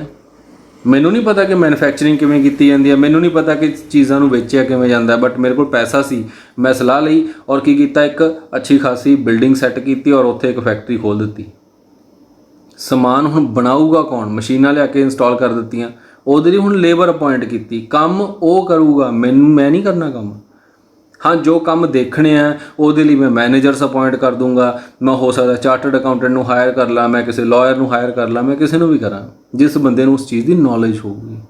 ਠੀਕ ਹੈ। ਸੋ ਬਿਜ਼ਨਸ ਕਰਨ ਦੇ ਲਈ ਨੌਲੇਜ ਹੋਣ ਦੀ ਕੋਈ ਰਿਕੁਆਇਰਮੈਂਟ ਨਹੀਂ ਹੈ ਕਿ ਹਾਂ ਨੌਲੇਜ ਹੋਣੀ ਚਾਹੀਦੀ ਆ ਤਦ ਹੀ ਬਿਜ਼ਨਸ ਚੱਲਦਾ, ਨਹੀਂ, ਉਹ ਸੈਪਰੇਟ ਚੀਜ਼ਾਂ ਨੇ। ਠੀਕ ਹੈ ਨਾ। ਸੋ ਬਿਜ਼ਨਸ ਹੈ ਕੀ ਚੀਜ਼? Business concerned with production and exchange of services. ਦੇਖੋ ਪਹਿਲਾਂ ਅਸੀਂ ਕੀ ਕਰ ਸਕਦੇ ਹਾਂ? ਇੱਥੇ ਚੀਜ਼ਾਂ ਨੂੰ ਪ੍ਰੋਡਿਊਸ ਵੀ ਕਰ ਸਕਦੇ ਹਾਂ, ਫਿਰ ਅਸੀਂ ਐਕਸਚੇਂਜ ਕੱਲੀਆਂ ਲਿਆ ਕੇ ਸੇਲ ਐਕਸਚੇਂਜ ਵੀ ਕਰ ਸਕਦੇ ਹਾਂ ਆਫ ਗੁੱਡਸ ਸਰਵਿਸਿਜ਼। ਉਹਦਾ ਸਾਡੇ ਕੋਲ ਏਮ ਕੀ ਹੈ? ਸਾਡਾ ਉੱਥੇ ਆਬਜੈਕਟ ਕੀ ਉਹਨੂੰ ਕਰਨ ਦਾ? ਪ੍ਰੋਫਿਟ ਅਰਨ ਕਰਨਾ। ਦੇਖੋ ਕਿਉਂਕਿ ਪ੍ਰੋਫਿਟ ਅਰਨ ਕਰਨਾ ਮੀਨਸ ਮਨੀ ਅਰਨਿੰਗ, ਤਾਂ ਉਹ ਸਾਡੀ ਇਕਨੋਮਿਕ ਐਕਟੀਵਿਟੀ ਦਾ ਪਾਰਟ ਹੋ ਗਿਆ। ਫੋਲੋਇੰਗ ਆਰ ਦਾ ਫਿਊ ਐਗਜ਼ਾਮਪਲਸ। ਕੀ ਨੇ ਸਾਡੀਆਂ ਐਕਟੀਵਿਟੀਜ਼ ਇਹਦੇ ਅੰਦਰ? ਅਸੀਂ ਮੈਨੂਫੈਕਚਰਿੰਗ ਕਰ ਸਕਦੇ ਹਾਂ, ਮੀਨਸ ਅਸੀਂ ਸਮਾਨ ਨੂੰ ਲਿਆ ਕੇ ਬਣਾ ਸਕਦੇ ਹਾਂ ਆਪਣੇ ਕੋਲ। ਅਸੀਂ ਰਿਟੇਲਿੰਗ ਕਰ ਸਕਦੇ ਹਾਂ, ਜਿਵੇਂ ਕਿ ਆਪਣੀਆਂ ਸ਼ਾਪਸ ਖੁੱਲ੍ਹੀਆਂ ਹੋਈਆਂ ਨੇ ਗਲੀਆਂ ਮੁਹੱਲਿਆਂ ਦੇ ਵਿੱਚ, ਇਹ ਕੀ ਰਿਟੇਲਰਸ ਨੇ ਸਾਰੇ, ਜਿਨ੍ਹਾਂ ਦਾ ਡਾਇਰੈਕਟ ਰਿਲੇਸ਼ਨ ਕਸਟਮਰ ਨਾਲ ਹੁੰਦਾ, ਉਹਨਾਂ ਨੇ ਵੀ ਬਿਜ਼ਨਸ ਖੋਲ੍ਹਿਆ ਹੋਇਆ। ਇਕੱਲਾ ਬੰਦਾ ਇੱਕ ਛੋਟੀ ਜਿਹੀ ਸ਼ਾਪ ਖੋਲ੍ਹ ਕੇ ਬੈਠਿਆ ਹੋਇਆ, ਉਹ ਵੀ ਉਸਦਾ ਕੀ ਹੈ? ਇੱਕ ਬਿਜ਼ਨਸ ਹੈ। ਆਪਣੀਆਂ ਗਲੀਆਂ ਮੋੜਾਂ ਦੇ ਵਿੱਚ ਪ੍ਰੈਸ ਵਾਲੇ ਬੈਠੇ ਹੁੰਦੇ ਆ, ਜਿਹੜੇ ਕੀ ਕਰਦੇ ਆ? ਕੱਪੜੇ ਪ੍ਰੈਸ ਕਰਦੇ ਆ ਔਰ ਉਹ ਘਰਾਂ ਦੇ ਵਿੱਚ ਦੇ ਕੇ ਆਉਂਦੇ ਆ, ਤਾਂ ਉਹ ਵੀ ਕੀ ਕਰ ਰਹੇ ਆ? ਉਹ ਵੀ ਇੱਕ ਬਿਜ਼ਨਸ ਖੋਲ੍ਹ ਕੇ ਬੈਠੇ ਹੋਏ ਆ। ਹੁਣ ਇਹ ਨਹੀਂ ਕਿ ਬਿਜ਼ਨਸ ਕੀ ਹੁੰਦਾ ਹੈ? ਇੱਕ ਛੋਟੀ ਜਿਹੀ ਕਰਿਆਨਾ ਸ਼ਾਪ, ਉਹ ਵੀ ਬਿਜ਼ਨਸ ਹੈ। ਇੱਕ ਨਾਈ ਨੇ ਆਪਣੀ ਇੱਕ ਸ਼ਾਪ ਖੋਲ੍ਹ ਰੱਖੀ ਆ ਬਾਰਬਰ ਨੇ, ਤਾਂ ਉਹ ਵੀ ਇੱਕ ਬਿਜ਼ਨਸ ਹੈ। ਇਟ ਮੀਨਸ ਕੀ ਹੈ ਕਿ ਕੋਈ ਵੀ ਬੰਦਾ ਜਿਹੜਾ ਆਪਣੀ ਉੱਥੇ ਵਰਕ ਕਰ ਰਿਹਾ ਜਿਸ ਦਾ ਕਿ ਪੈਸਾ ਕਮਾਉਣਾ ਹੀ ਮੇਨ ਮੋਟਿਵ ਹੈ, ਉਹ ਬਿਜ਼ਨਸ ਹੈ। ਤਾਂ ਬਿਜ਼ਨਸ ਪ੍ਰੋਫੈਸ਼ਨ ਇੰਪਲੋਇਮੈਂਟ ਤੋਂ ਅਲੱਗ ਕਿਵੇਂ ਆ? ਆਪਾਂ ਅੱਗੇ ਦੇਖਾਂਗੇ ਵੀ ਇਹਨਾਂ 'ਚੋਂ ਕੁਝ ਬੰਦੇ ਪ੍ਰੋਫੈਸ਼ਨਲ ਵੀ ਹੁੰਦੇ ਆ ਜਿਹਨੂੰ ਅਸੀਂ ਬਿਜ਼ਨਸ ਦੀ ਡੈਫੀਨੇਸ਼ਨ 'ਚੋਂ ਬਾਹਰ ਕਰਦੇ ਹਾਂ, ਉਹਨਾਂ ਦੀ ਡੈਫੀਨੇਸ਼ਨ ਅਲੱਗ ਹੋ ਜਾਂਦੀ ਆ। ਠੀਕ ਹੈ। ਸੋ ਹਲੇ ਆਪਾਂ ਦੇਖਣਾ ਕਿ ਬਿਜ਼ਨਸ ਦੇ ਵਿੱਚ ਕੀ ਆਉਂਦਾ? ਰਿਟੇਲਿੰਗ ਕਰਨੀ ਆ, ਹੋਲਸੇਲ ਕਰਨੀ ਆ ਆਪਾਂ। ਹੋਲਸੇਲਰ ਕੌਣ ਹੁੰਦੇ ਆ? ਜੋ ਕਿ ਡਾਇਰੈਕਟ ਪ੍ਰੋਡਿਊਸਰ ਤੋਂ ਸਮਾਨ ਉਠਾਉਂਦੇ ਆ, ਆਪਣੇ ਕੋਲ ਬਲਕ ਦੇ ਵਿੱਚ ਉਹਨੂੰ ਜਮ੍ਹਾਂ ਰੱਖਦੇ ਆ ਅਤੇ ਆਪਣਾ ਉਹ ਸਮਾਨ ਜਿਹੜਾ ਹੈ ਰਿਟੇਲਰ ਨੂੰ ਵੇਚਦੇ ਆ। ਉਹਨਾਂ ਦਾ ਡਾਇਰੈਕਟ ਰਿਲੇਸ਼ਨ ਕਸਟਮਰ ਦੇ ਨਾਲ ਨਹੀਂ ਹੁੰਦਾ। ਠੀਕ ਹੈ। ਏਰੀਆ ਵਾਈਜ਼ ਰਿਟੇਲਰ ਜਿਹੜੇ ਹੈ ਉਹ ਬਹੁਤ ਜ਼ਿਆਦਾ ਹੁੰਦੇ ਆ, ਲੇਕਿਨ ਏਰੀਆ ਵਾਈਜ਼ ਹੋਲਸੇਲਰ ਇੰਨੇ ਜ਼ਿਆਦਾ ਨਹੀਂ ਹੁੰਦੇ। ਕਲੀਅਰ। ਟਰਾਂਸਪੋਰਟੇਸ਼ਨ ਦਾ ਸਾਡਾ ਆਪਣਾ ਬਿਜ਼ਨਸ ਹੋ ਸਕਦਾ, ਜਿਸ 'ਚ ਮੈਂ ਬੱਸਾਂ ਪਾ ਸਕਦਾ, ਜਾਂ ਇਸ ਤੋਂ ਬਿਨਾਂ ਵੇਅਰ ਹਾਊਸ ਹੋ ਸਕਦੇ ਆ ਜਿੱਥੇ ਕਿ ਸਮਾਨ ਸਟੋਰ ਕੀਤਾ ਜਾਏਗਾ। ਇੰਸ਼ੋਰੈਂਸ ਦਾ ਕੰਮ ਮੈਂ ਕਰ ਸਕਦਾ, ਇੰਸ਼ੋਰੈਂਸ ਦੀ ਏਜੰਸੀ ਲੈ ਸਕਦਾ ਕਿਸੇ ਕੰਪਨੀ ਦੀ ਵੀ, ਜਾਂ ਮੈਂ ਬੈਂਕ ਵੀ ਖੋਲ੍ਹ ਸਕਦਾ ਆਪਣੀ ਇੱਕ। ਠੀਕ ਹੈ। ਜਾਂ ਉਸ ਤੋਂ ਬਿਨਾਂ ਇੱਕ ਐਡ ਏਜੰਸੀ ਵੀ ਖੋਲ੍ਹੀ ਜਾ ਸਕਦੀ ਹੈ ਜਿਸ ਨੂੰ ਅਸੀਂ ਐਡਵਰਟਾਈਜ਼ਿੰਗ ਕਿਹਾ। ਜਾਂ ਅਸੀਂ ਮਾਈਨਿੰਗ ਵੀ ਕਰ ਸਕਦੇ ਹਾਂ, ਜ਼ਮੀਨ ਦੇ ਵਿੱਚੋਂ ਕੋਈ ਚੀਜ਼ ਕੱਢਣੀ ਹੈ, ਕੋਲਾ ਕੱਢਣਾ ਹੈ, ਪੈਟਰੋਲਿੰਗ ਕੱਢਣੀ ਹੈ, ਅਸੀਂ ਇਹ ਚੀਜ਼ਾਂ ਵੀ ਕਰ ਸਕਦੇ ਹਾਂ। ਜਾਂ ਅਸੀਂ ਫਿਸ਼ਿੰਗ ਵੀ ਕਰ ਸਕਦੇ ਹਾਂ, ਅਸੀਂ ਮੱਛੀਆਂ ਪਾਲਣ ਦਾ ਕੰਮ ਵੀ ਕਰ ਸਕਦੇ ਹਾਂ। ये सारा कुछ की है बिजनेस के अंडर आंदा है। क्लीयर। हुण बिजनेस तो अगे असी देखिए ये थोड़े जे असी फीचर देखिए आप बना के भी की है, बुक्स के फीचर्स नहीं दिते हुए, तो असी बिजनेस के फीचर्स थोड़े जे की बना तुसी नोट डाउन कर सकते हो इन्हों अलग अलग। फस्ट पॉइंट असी इत्थे लिख सकते हैं कि नीड ऑफ मनी की गल कर सकते हैं, या असी इहनूं कैपीटल रिक्वायरमेंट भी लिख सकते हैं। हुण बिजनेस करना है तो ये कैपीटल रिक्वायरमेंट बड़ी ज़्यादा होंदी है। देखो तुसी कोई भी बिजनेस करना है तो तुहानूं उत्थे इन्वेस्टमेंट सारी की सारी आप करनी पऊगी। ठीक है तुसी लोन लैके भी कर सकते हो, लेकिन इन्वेस्टमेंट तुहानूं करनी पऊगी। इट मीनस कि लॉस होवे प्रॉफिट होवे तुहानूं चलना पएगा। कैपीटल इन्वेस्टमेंट की है ज़्यादा है, तुहानूं जमीन खरीदनी है, बिल्डिंग स्टैबलिश करनी है, ਉਹਦੇ ਵਿੱਚ ਲਿਆ ਕੇ मशीनरी सैट करनी है, ਜਾਂ जिस तरह का साइज़ ऑफ बिजनेस होएगा, थोड़ी नेचर ऑफ बिजनेस है, तुहानूं उस तरह की इन्वेस्टमेंट ਉਹਦੇ अंदर करनी पऊगी। जिमें मैं करियाना शॉप खोलनी है तो मैनूं ਉਹੀ 4-5-6 ਲੱਖ रुपए का की ਉਹਦੇ अंदर स्टॉक जमा करना पऊगा लिया के। एक मैनूं दुकान किराए ते लैनी पऊगी ਜਾਂ मैनूं अपनी बनानी पऊगी, सो ਉਹਦਾ खर्चा ही मैनूं चलना पऊगा। सो जिस तरह का असी बिजनेस करना होंदा है उस तरह का सानूं जिहड़ी कैपीटल रिक्वायरमेंट है चाहिदी है। सो अगर असी इहनूं कंपेयर करिए साडी बाकी दो चीज़ां नाल, दैट इज़ प्रोफैशन ते इंप्लॉयमेंट, दोनों दे नालों ही इहदे अंदर कैपीटल रिक्वायरमेंट काफ़ी ज़्यादा है। ठीक है ना, क्योंकि सारा काम असी खुद ही करना है। अगला असी इहदे अंदर लईए कि रिस्क कितना है, रिस्क इहदे च बहुत ज़्यादा है। सो नैक्सट साडा फीचर इहदे अंदर रिस्क का बन जाता। रिस्क भी उन्ना ही ज़्यादा है क्योंकि कैपीटल रिक्वायरमेंट जो है इसका रिस्क नाल पॉजिटिव रिलेशन है। अगर गल करिए जिन्नी ज़्यादा तुहाडी कैपीटल लगूगी उन्ना ज़्यादा ही तुहानूं उहदे बराबर रिस्क भी होऊगा। रिस्क है कि चीज़ कि किसी चीज़ नूं गवा जाना, किसी चीज़ का खो जाना, वही मेरा रिस्क है। जो चीज़ मेरे को है तां ही मैनूं रिस्क है, अदरवाइज नहीं है। ठीक है ना। अगर पॉसिबिलिटी ऑफ लॉस जिहड़ा है वो रिस्क हुंदा है। जिन्नी ज़्यादा तुसीं कैपीटल लगाओगे उन्ना ही ज़्यादा तुहानूं लॉस होने का भी उस दे अंदर डर होएगा। सो इत्थे साडा एक रिस्क का पॉइंट ऑफ व्यू भी इहदे अंदर आ जांदा। फिर असीं इहदे नेचर की गल करिए कि इहदा एक फीचर नेचर होऊगा कि तुसीं की कर सकते हो। असीं मैन्युफैक्चरिंग कर सकते हैं, असीं ट्रेडिंग भी कर सकते हैं। ठीक है, असीं सर्विस प्रोवाइड भी कर सकते हैं। ਉਹਦੇ बदले साडा मोटिव की है कि असीं पैसा करना है। ये साडा नैक्सट फीचर हो सकता है, that is consideration. Consideration मीनस something in return of. ਜਦੋਂ ਅਸੀਂ ਕਿਸੇ ਨੂੰ ਕੋਈ ਚੀਜ਼ ਦੇ ਰਹੇ ਹਾਂ ਉਹਦੇ ਬਦਲੇ 'ਚ ਸਾਨੂੰ ਕੀ ਮਿਲੇਗਾ, that will be known as consideration. So ਇੱਥੇ ਕੰਸੀਡਰੇਸ਼ਨ ਸਾਡੇ ਲਈ ਕੀ ਹੈ, ਉਹ ਅਸੀਂ ਸਭ ਤੋਂ ਉੱਪਰ ਗੱਲ ਕੀਤੀ। ਕੰਸੀਡਰੇਸ਼ਨ ਕੀ ਹੈ ਸਾਡੇ ਲਈ, ਸਾਡਾ ਸੋਲ ਮੋਟਿਵ ਉਹ ਕੀ ਸੀ, ਪ੍ਰੋਫਿਟ। ਜਦੋਂ ਅਸੀਂ ਇਕਨੋਮਿਕ ਐਕਟੀਵਿਟੀ ਦੀ ਉੱਪਰ ਗੱਲ ਕੀਤੀ ਉਹੀ ਸਾਡਾ ਸੋਲ ਮੋਟਿਵ ਉੱਪਰ ਆ ਜਾਂਦਾ, ਦੈਟ ਇਜ਼ ਅਰਨਿੰਗ ਮਨੀ। ਇਹੀ ਸਾਡਾ ਸੋਲ ਮੋਟਿਵ ਹੈ। ਕੰਸੀਡਰੇਸ਼ਨ ਅਸੀਂ ਇਹੀ ਲਿਖਣਾ ਇੱਥੇ। ठीक है। सो अगे असी मैन पावर की रिक्वायरमेंट लिख सकते हैं कि वो as per the nature of business है कि अगर थोड़ा बिजनेस ज़्यादा वड्डा है दैन सानू मैन पावर की लोड़ पऊगी, अगर साडा बिजनेस घट छोटा है दैन सानू हो सकता है मैन पावर की लोड़ ना पवे। ਇਹਦੇ टाइप्स भी बहुत ने। अगर असी एक फीचर ਇਹਦਾ होर जोड़िए कि ਇਹਦੀਆਂ टाइप्स किन्नियां ने, तो टाइप्स बहुत है। सोल प्रोपराइटरशिप जिथे इकल्ला बंदा बिजनेस करता है, जिमें आपां करियाना शॉप्स देखते हैं। पार्टनरशिप फर्म ਜਿਹਦੇ ਵਿੱਚ ਕੀ ਹੈ ਦੋ ਜਾਂ ਦੋ ਤੋਂ ਜ਼ਿਆਦਾ ਬੰਦੇ ਮਿਲ ਕੇ ਕੰਮ ਕਰਦੇ ਆ, ਉਹ ਵੀ ਇੱਕ ਅਲੱਗ ਬਿਜ਼ਨਸ ਹੈ। ਲੇਕਿਨ ਉਸ ਨੂੰ ਫਿਰ ਕੀ ਅੱਗੇ ਅਸੀਂ ਰਜਿਸਟਰਡ ਕਰਾ ਲੈਂਦੇ ਹਾਂ, ਦੈਨ ਉਹ ਪਾਰਟਨਰਸ਼ਿਪ ਫਰਮ ਬਿਜ਼ਨਸ ਦੇ ਨਾਮ ਨਾਲ ਜਾਣੀ ਜਾਂਦੀ ਹੈ। ਕੰਪਨੀ ਵੀ ਖੋਲ੍ਹੀ ਜਾ ਸਕਦੀ ਹੈ।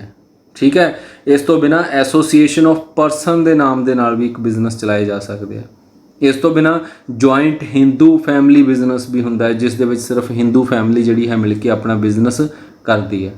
इस तो बिना कोऑपरेटिव सोसाइटी भी चलाई जा सकती है। दीज ऑल काइंड ऑफ जोड़े नेचर है इनू असीं बोलते हैं टाइप्स ऑफ बिजनेस। ये सारिया टाइप्स है बिजनेस दियां, इनू तुसीं अलग फीचर बना के भी उहदे अंदर लिख सकते हो।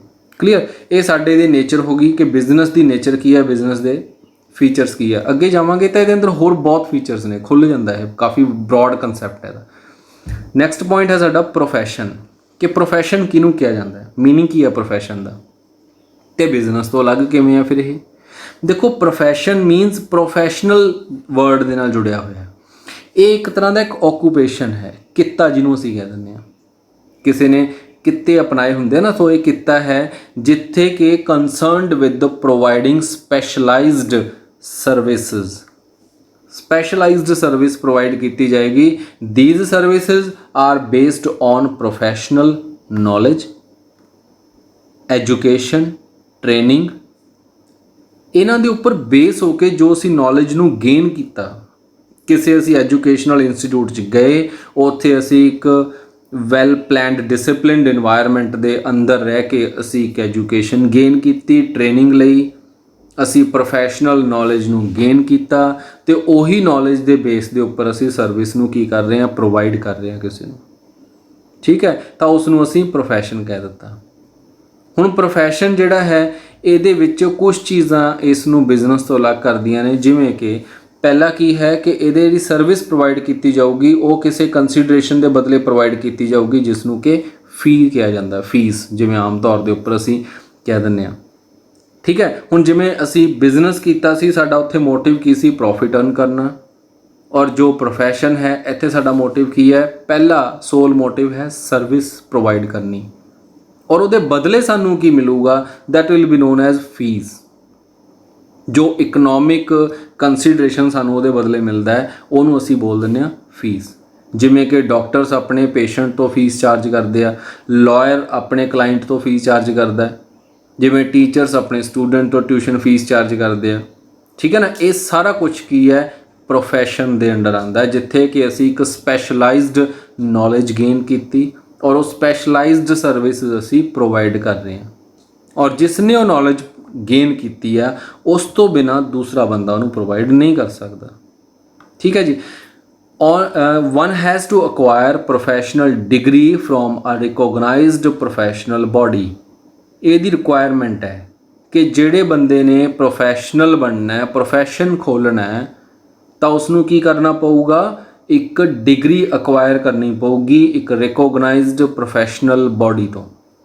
ਉਹ ਰਿਕੋਗਨਾਈਜ਼ਡ ਪ੍ਰੋਫੈਸ਼ਨਲ ਬਾਡੀਜ਼ ਕਿਹੜੀਆਂ ਹੁੰਦੀਆਂ, ਲਾਈਕ ਤੁਸੀਂ ਟੀਚਰ ਬਣਨਾ ਹੈ, ਤੁਹਾਨੂੰ ਕੀ ਕਰਨਾ ਪਊਗਾ, ਟੀਚਰ ਦੀ ਡਿਗਰੀ ਲੈਣੀ ਪਊਗੀ, ਜਿਸ ਨੂੰ ਅਸੀਂ B.Ed ਵੀ ਕਹਿ ਸਕਦੇ ਹਾਂ, ਅਸੀਂ ਉਸ ਨੂੰ ETT ਵੀ ਕਹਿ ਸਕਦੇ ਹਾਂ, ਐਜ਼ ਦਾ ਜਿੱਦਾਂ ਸਾਡਾ ਸਕੇਲ ਹੋਊਗਾ ਅਸੀਂ UGC ਨੈਟ ਵੀ ਕਹਿ ਸਕਦੇ ਹਾਂ, PhD ਵੀ ਕਹਿ ਸਕਦੇ ਹਾਂ।